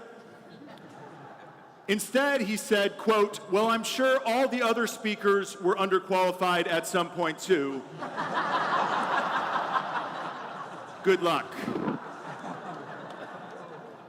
So here we are, folks, closing out Mockingbird 2025 with a pastor of a mid-sized congregation from a mid-sized city in the Midwest as he approaches middle age. Everything about me is mid. And so I'd encourage you to keep your expectations for this talk there as well. And that should be fine, because frankly, if we look back on the rest of this conference, we have been so fortunate to hear some incredible talks. If we think back to night one, where Dave kicked us off with the incredible need we have for the big relief that grace offers us in the modern world. And then we remember yesterday morning, we got to hear from Tony Robinson about how the gospel is not just a word, but the gospel is power. And that salvation is grace. And that our ethics, whatever they are simply a response of gratitude to that grace we've received. And then Amy Mantravati gave us hope. Gave us hope that we who must die, we demand a resurrection. And the good news is we have one. We have one, so we take hope in that. And then you'll remember Elizabeth Oldfield's presentation about the status game that we are so inclined to play. But the good news for us is that we are so entirely loved that we can be completely unremarkable. And then I hope you got to go to some of the breakout sessions. They were amazing. Everything from preaching to AI to cocktails to eating disorders to disappointment and everything in between. We got to start our mornings with amazing devotions from Aaron Zimmerman and then led in worship by Sandra McCracken. And if you were at the concert last night, transcendent. It was amazing to be a part of that. And then this morning, of course, Harrison Scott Key shared with us that comedy begins in death, but it ends in life, and that's rooted in grace, and that's our invitation in this life as well. And then finally, we just heard from Tara Isabella Burton of our contingency and our creatureliness, and that there's actually grace in that, in those limitations and resting in God's goodness. And so we've been able to hear these incredible talks, we've been able to encourage one another and explore the big relief of grace this conference. And so it seemed fitting to me that we close by looking at all of the problems of grace. Now, of course, I'm being a bit tongue-in-cheeky here, right? Like, look, what problems could there possibly be with grace? What problems could there possibly be? And yet, I do want to suggest this morning that grace is, in fact, not easy. It actually grates against many of our modern sensibilities. And so to get at what I mean, I want to tell you about a gym that is near my church. So I pastor a church that's located on campus at the University of Michigan. And 2 blocks from my church, right next to Central Campus at U of M, is a gym called Peach Lab. Peach Lab. Now, it's named after the emoji, the peach emoji. If you're not familiar with what the peach emoji stands for, it can mean a few things. In this instance, it's referencing one's butt. But it's not called Peach Gym. It's called Peach Lab, meaning there is science happening in there. This is a laboratory whose sole dedication is the enhancement of one's glutes. Now, I know we just met, but I don't think it will come as a shock to you to know that I do not go to Peach Lab. I don't go there, but I do have to walk by it all of the time. As I walk by, I look away, and I ponder. I think, how did we end up here as a civilization? Right? Like, how did we go from Homer to Cicero to Charlemagne to the Reformation and the Enlightenment to the bloodshed of the 20th century to Peach Lab on South U in Ann Arbor, Michigan? And that's a story that we just don't have time for, and frankly, I'm underqualified to tell. But I think two thinkers can actually help us summarize how we ended up here. See, if we were to reduce the work of the 20th century French philosopher Michel Foucault to just one aphorism, I think we could say his work summarized is this way: power is knowledge. Power is knowledge. Right? So he inverts the famous Francis Bacon line, knowledge is power, or Schoolhouse Rock line, knowledge is power, to power is knowledge. And roughly what he meant by this is that which is in power dictates what we see as true and then shapes us to live into that truth. And so throughout his work, he argues that we live in what he calls a disciplinary society, that through schools and through factories and through prisons, we are all being disciplined and conformed to a particular truth by those in power. Fair enough. Interesting thought. However, the contemporary philosopher, Korean-born Berlin-based philosopher Byung-Chul Han argues that in the decades following Foucault's work, things have changed. He writes, "Today's society is no longer Foucault's disciplinary world of hospitals, madhouses, prisons, barracks, and factories. It has long been replaced by another regime, namely a society of fitness studios, office towers, banks, airports, shopping malls, and genetic laboratories. 21st century society is no longer a disciplinary society, but rather an achievement society. Also, its inhabitants are no longer obedience subjects, but achievement subjects.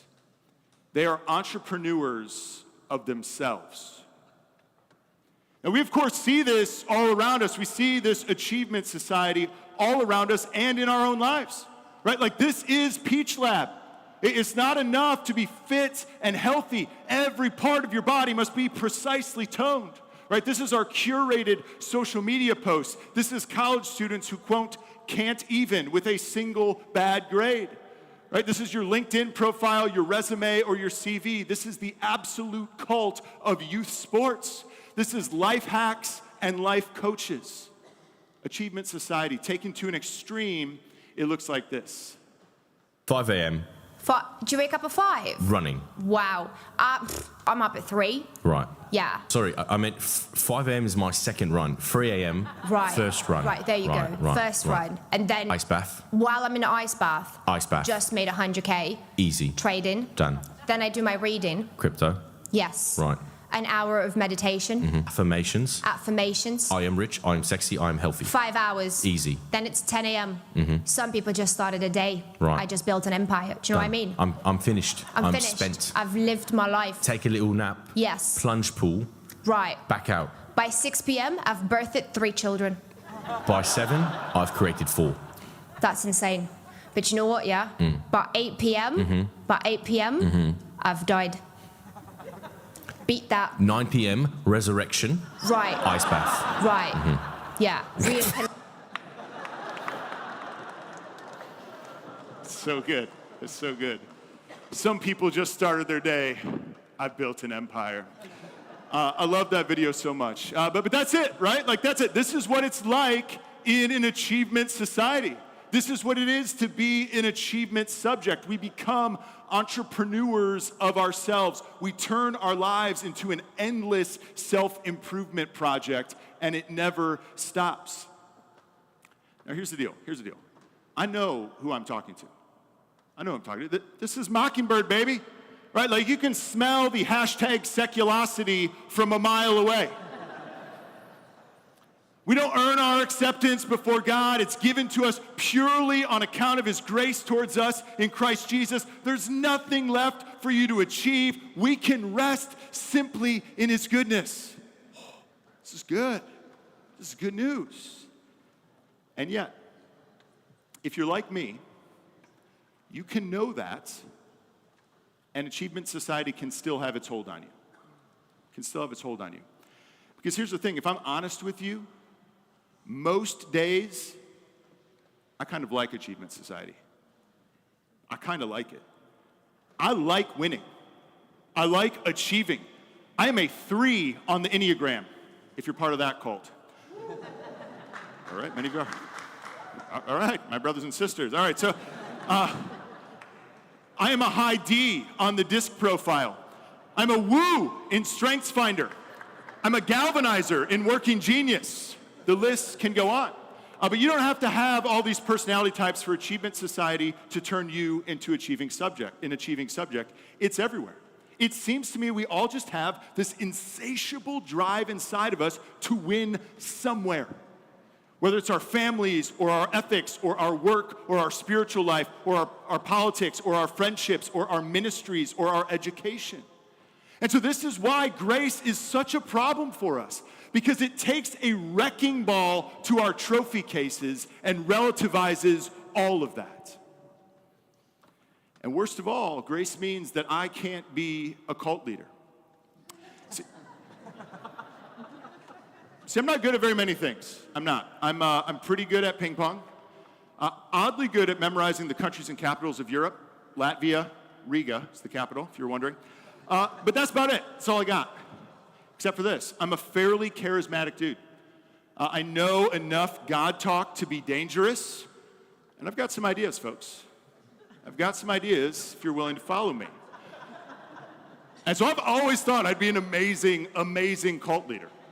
Like, I really think I could do it. I don't know how well you think you do. I feel great about my opportunities here. Problem is, grace won't let me do it. Grace won't let me do it. Here's what I mean. When I was first starting out in ministry, I was part of what's called maybe kind of like the missional movement, where it's about planting churches that plant churches, making disciples that make disciples, etc. And those are all good things I still believe in. But I had a profound moment that shattered my illusions of what that actually looks like. I was at a conference on missional leadership, and the big focus was on discipleship. And speaker after speaker would get up front, and they'd sort of bemoan the consumer and cultural Christianity that so plagues the modern Western church. And then they talk about how as leaders in the church, we really got to want to disciple people. We got to be like Jesus. And Jesus just had the 12. So just invest in the top 2% of disciples. Forget the masses. Just invest in the top 2%. And I don't know, maybe there's something to that. But I remember another speaker got up, Larry Osborne. He's this mega church pastor in Southern California. He gets up. He goes, I've heard a lot of people up here talking about investing in the cream of the crop discipleship-wise. He's like, that's fine, I guess. He goes, but what about the disciples in the middle of the pack? Do you think Jesus still cares for them? What about the disciples at the end of the line? What about the guy who can't stop lying at work? What about the woman who barely shows up to church once in a while? Do you think Jesus still cares about them? Do you think he still loves them? Do you think his grace is still for them? And I remember in this conference, you just hear a pin drop in that moment. See, grace means that Jesus loves the disciple at the back of the line as much as he does those in the front of the line. Right? So if this is Jesus, this is the Apostle Paul, this is Dave Zoll, this is me, okay? And then this is the most annoying person at your church. Grace means this person is just as welcome to the party as you are. And that, of course, means I can't start a cult, and neither can you. My fellow ministry leaders, you get this. Like, what I want as a pastor is for people to do what I ask them to do, right? Like, I got vision, right? I got plans, homie. Like, and if people would just show up to worship when I ask them to, if they'd serve in the places I ask them to serve, if they'd participate in the groups I ask them to participate in, and just be good, front of the line, mature Christians, dude, we would be going places. We would be going places, the places that I want us to go, because I would be in control, like a cult leader. But grace forces us to slow down. Grace forces us to have patience with one another. Grace forces us to let go. It forces us to let go of control and trust that God loves the prodigal stumbling back home yet again as much as he does the controlling older brother. And of course, this isn't just a problem for us professional Christians. But no matter who you are, if you've ever tried to extend grace to others, you know how incredibly challenging it is. In fact, just a couple weeks ago, I was meeting with a student at my church who, she's brand new to the Christian faith, never been to church before, ever. And she and I were discussing the difficulty in forgiving someone in her life. And I said, you know, it's interesting, Jesus tells this parable about this king who's settling his accounts. And he discovers there's this servant who owes him a tremendous amount of money. But the king forgives the debt. And then wouldn't you know it, the servant goes out and encounters another servant who owes him a smaller amount of money and begins to choke him. And she interrupts me and she goes, oh crap, I can see where this is going. God's the king, isn't he? And I was like, yeah. She's like, I'm supposed to forgive as I've been forgiven. I was like, spoiler alert, but yes, you know. It's hard. It's hard. It's hard to extend grace. As achieving subjects, we don't like to let go. Whether it's patience with others in general or forgiving those who wrong us in particular, either way, it involves a letting go of control, a letting go of a desire for vengeance, a letting go of that person's control in our lives. And letting go is hard. It's a problem for us. But it's not just a problem to extend grace in Achievement Society, it's perhaps even more of a problem to try to receive grace. In Jonathan Franzen's novel, The Corrections, there's this moment towards the end of the book that has stuck with me. It's two adult siblings, Chip and Denise, and they're dealing with the consequences of a myriad of their mistakes from earlier in the book. And one of the consequences is that Chip finds himself $25,000 in debt to his younger sister, Denise. But towards the end of the book, it's Christmas Day back at their parents' house. And Chip is starting to get his life back together again. And he tells his sister, Denise, that he's going to start paying her back slowly but surely. And Denise, who at this time is dealing with her own guilt, says, you know what? Don't worry about it. I forgive you. I forgive you. Don't pay me back. And then this happens. Chip responds, appreciate it, he said quickly, looking away. But I'm going to pay you anyway. No, she said. I'm not going to take your money. I forgive the debt. Do you know what forgive means? In her peculiar mood, with her unexpected words, she was making Chip anxious. He pulled on the rivet and said, Denise, come on. Please at least show me the respect of paying you back. I realize I've been a jerk. I censored it because up until Harrison Scott Key said that Episcopalians were cool with the F word, I didn't know you were, and so I censored it. Also, my mom's gonna watch this, so we'll keep it for her. But I don't wanna be a jerk all my life. I want to forgive that debt, she said. Really, come on, Chip smiled desperately. You've got to let me pay you. Can you stand to be forgiven? No, he said. Basically, no, I can't. It's better all around if I pay you. I love that line. Can you stand to be forgiven? Can you stand to receive grace? It's hard. It's hard. We always want to add to it. Like we're respectable people here at Mockingbird. Respectable folks. There are people here who I know have achieved some things in their lives.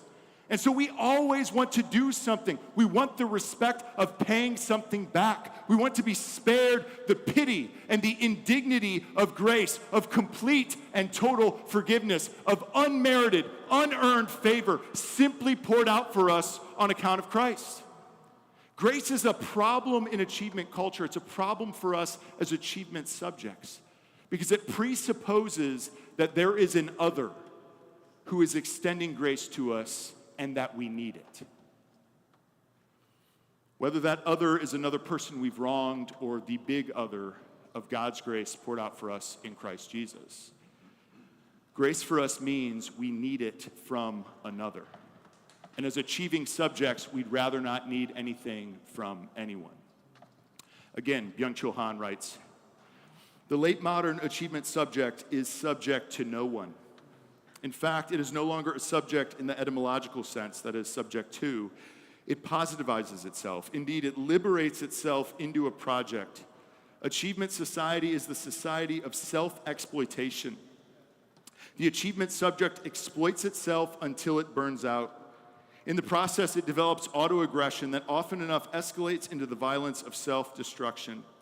The project turns out to be a projectile that the achievement subject is aiming at itself." Achievement society is the society of self-exploitation. The achievement subject exploits itself until it burns out. The project turns out to be a projectile that the achievement subject aims at itself. See, this is the whole rub of modern life. If grace is a problem for us, if receiving grace is a problem for us, achievement society is an even bigger one. And we see this absolutely everywhere, right? We see this in the despair that Dave talked about on night one. We see this in the status game that Elizabeth talked about yesterday. We see this in the busyness and the moralism of our churches that Tony talked about yesterday morning. We see this everywhere. We see it even in our own lives. This past fall, I was at a pastor's conference for all the pastors in my denomination in Michigan. And yes, that is as fun as it sounds. It's like going to the dentist. And actually, it was a pretty good time. It was a good time. And the first night of the conference, I was having a sort of informal meeting with a buddy of mine about a project that he and I are working on together. And another pastor came up to us while we were talking, and he looked sort of vaguely familiar to me, but I couldn't place him. And so I just assumed he wanted to talk to my friend. And so I said to him, "Hey man, can you just give us a few minutes to finish up here, and then y'all can talk?" And he said, "Sure." And so I finished up my conversation with my friend, and as I turned to leave, this mystery pastor says to me, "Actually, I wanted to talk with you." Okay? And he goes, "But first, let's play a game." What is going on? And he goes, "What's my name?" Now, you're all at a conference. You know what I did. I looked for the tag, right? He intentionally flipped it over. And I was like, "Dude, I don't know, man. Is it Greg?" And he goes, "No."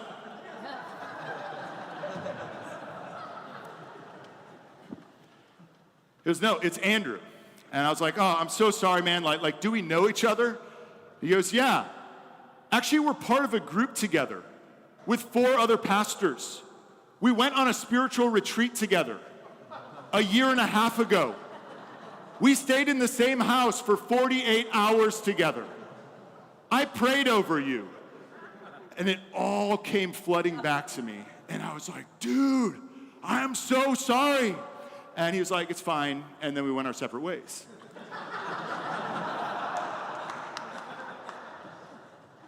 Of course, this is far from the end of the story for me. I don't know if anyone else's brain is like this, but this meme perfectly encapsulates how my brain works. Right? So nobody, my brain at 3 in the morning, let's review your mistakes, right? The cursed Duolingo owl. And so I'm lying in bed that night at 3 in the morning thinking like, what is wrong with me? Like, am I so self-involved that I can't remember a guy who I spent a not insignificant amount of time with not that long ago? Do I think I'm so much better than other people that I don't bother remembering them anymore? Or am I just getting old and this is how my brain works now? And so I'm just stewing on this interaction, playing it over and over again in my head. See, here's the deal. You may or may not be as neurotic as I am. I certainly hope you're not. But one thing I do know is that all of us in here, as achieving subjects, we have something like this in our lives. We have this propensity in us to find our identity, our sense of self, our justification for our existence in this world in our performance in some way. We turn our life projects into a projectile and aim it at ourselves. In his famous lecture, appropriately titled, Who Are We?, the late theologian Henry Nouwen says there are 5 lies of identity that we are tempted to believe. I am what I have. I am what I do. I am what other people say or think of me. I am nothing more than my worst moment. I am nothing less than my best moment. And so whether it's remembering people's names or getting into a program at a school or landing a job or finding a romantic partner or being the perfect parent or being an amazing pastor or advocating for the right policies or whatever your deal is, in Achievement Society, these are the lies of identity that are just part of the air we breathe. That who we are is contingent on our performance in one thing or another. And so, for as much as I like winning, and as much as I like achieving, as much as I'd like to stare at the results of my squats at the Peach Lab of life, the reality is that's no way to live. Achievement Society is a lie. Life as an achievement subject does not work. I was in therapy, weekly therapy, for about 7 years, dealing with pretty significant depression. And a significant cause of my depression was a script I had internalized that said this: being lazy is the worst thing in the world. That's the motto I lived by. And so I always felt like I wasn't doing enough. And I remember sitting with my therapist, Mark, and saying something to him like, you know, man, like I'm a driven guy. I like to accomplish things. And he said, hold up. I want to sit on that word driven. He said, I don't think being driven is a good thing. And I remember being shocked by this. And he said, don't you understand? Being driven is like having someone behind you who's just sort of beating you with the stick, forcing you to move forward. And I was like, that is exactly what it feels like. Yes. I said, but man, I don't want to be lazy. I'd rather deal with this than be lazy. So I got to be driven. And he said, no. He said, no. There's another option. It's not either driven or lazy. He said, you can be motivated. Be motivated. See, to be motivated is not the same thing as being driven. To be motivated is to be drawn towards something in front of you, not to be beaten by something behind you. It's to be invited towards a future, not shamed by a past. Changed my life. What's crazy is I should have known this already. Like, this is just St. Paul repackaged. Right? You ever read Philippians 3? Paul lays out his achievements for us, right? Circumcised on the 8th day, of the tribe of Benjamin, Hebrew of Hebrews, zeal of a Pharisee, right? Very impressive resume. Very impressive CV. So driven. And then what does he say? What does he say next? He says, whatever were gains to me, whatever my achievements were, I now consider a loss. Why? For the sake of Christ. He goes on. What is more, I consider everything a loss because of the surpassing worth of knowing Christ Jesus my Lord, for whose sake I have lost all things.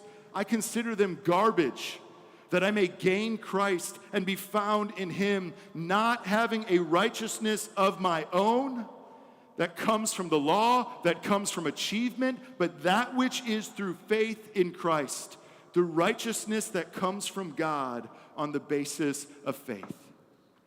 Paul says, let the wrecking ball of grace come in and absolutely demolish your trophy case.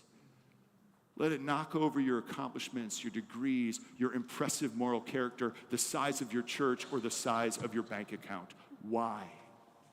Because they just don't compare to what you have in Christ. They just don't compare to him at all. He's achieved it all for you and given it to you. And then what does Paul say next? Not that I have already obtained this or have already arrived at my goal, but I press on to take hold of that for which Christ Jesus took hold of me, forgetting what is behind and straining toward what is ahead. I press on toward the goal to win the prize for which God has called me heavenward in Christ Jesus. Friends, this is the big relief. This is grace. This is the freedom that Jesus Christ won for you on the cross. It means that I can be the pastor of a mid-sized congregation in a mid-sized city in the Midwest as I approach middle age. It's all gravy, baby. I am free to be mid, and so are you. You don't have to achieve. You don't have to be driven by something behind you. You can be motivated by what you have in front of you, and that's freedom in Christ. The invitation of grace is to move from being an achievement subject to a grateful subject. Under grace, life is no longer a project to be managed. It's a gift to be received and to be grateful for. And so when you live under grace, your biggest problem is simply learning how to receive this gift. If that's your biggest problem, what a relief. Thank you.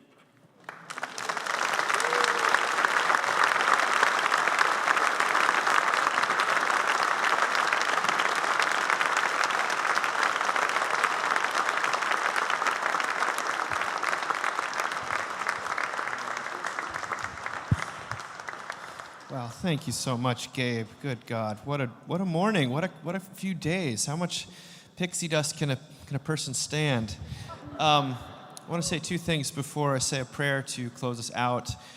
First of all, thank you again to Calvary St. George's, and I want to particularly single out not only the amazing volunteers, but also the staff, and that's MJ and Mari and Kate and. Let's give it up for the rector, Jacob Smith, without whom none of this would be possible.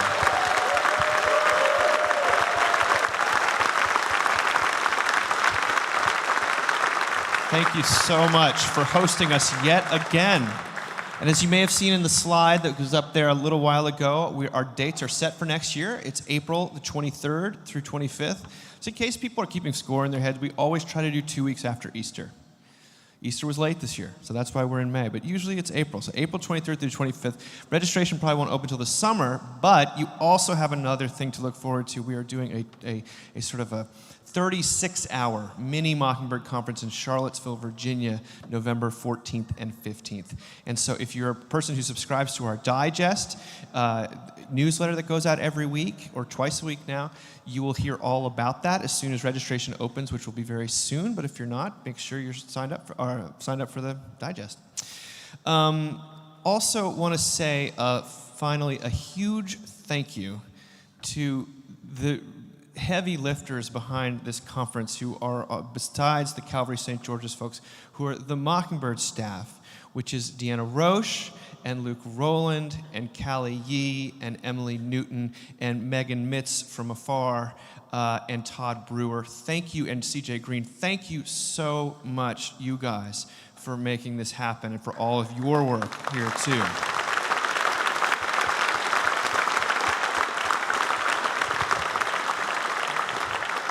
But there's one other pair that probably deserves, I hate that word, but even more of our gratitude. And that is the guy you've seen walking around with the mic that I don't have to do it this year, and his wonderful wife, producer, manager, and guru. That's Chris and Emily White. Can we please give a huge round of applause to Chris and Emily White?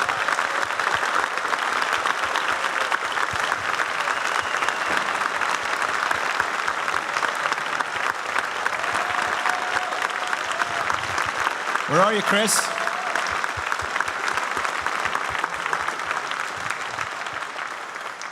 I think he's back there doing calisthenics. I'm sure I'm forgetting some folks, but again, thank you so much for being here. Let's say a prayer as we move from out of this place. Lord God Almighty, we give you such great thanks for the big relief, and I don't mean the book. Thank you for your grace to us and among us. Thank you for your spirit here so abundantly these past 48 hours. Thank you for the speakers. Thank you for the attendees and the volunteers and everything that has happened here. We pray that you would watch over us as we go back into whatever it is facing us, that you would go ahead of us, and that you would bring us back together again safely soon. We pray all this in Jesus' name. Amen. All right, go in peace.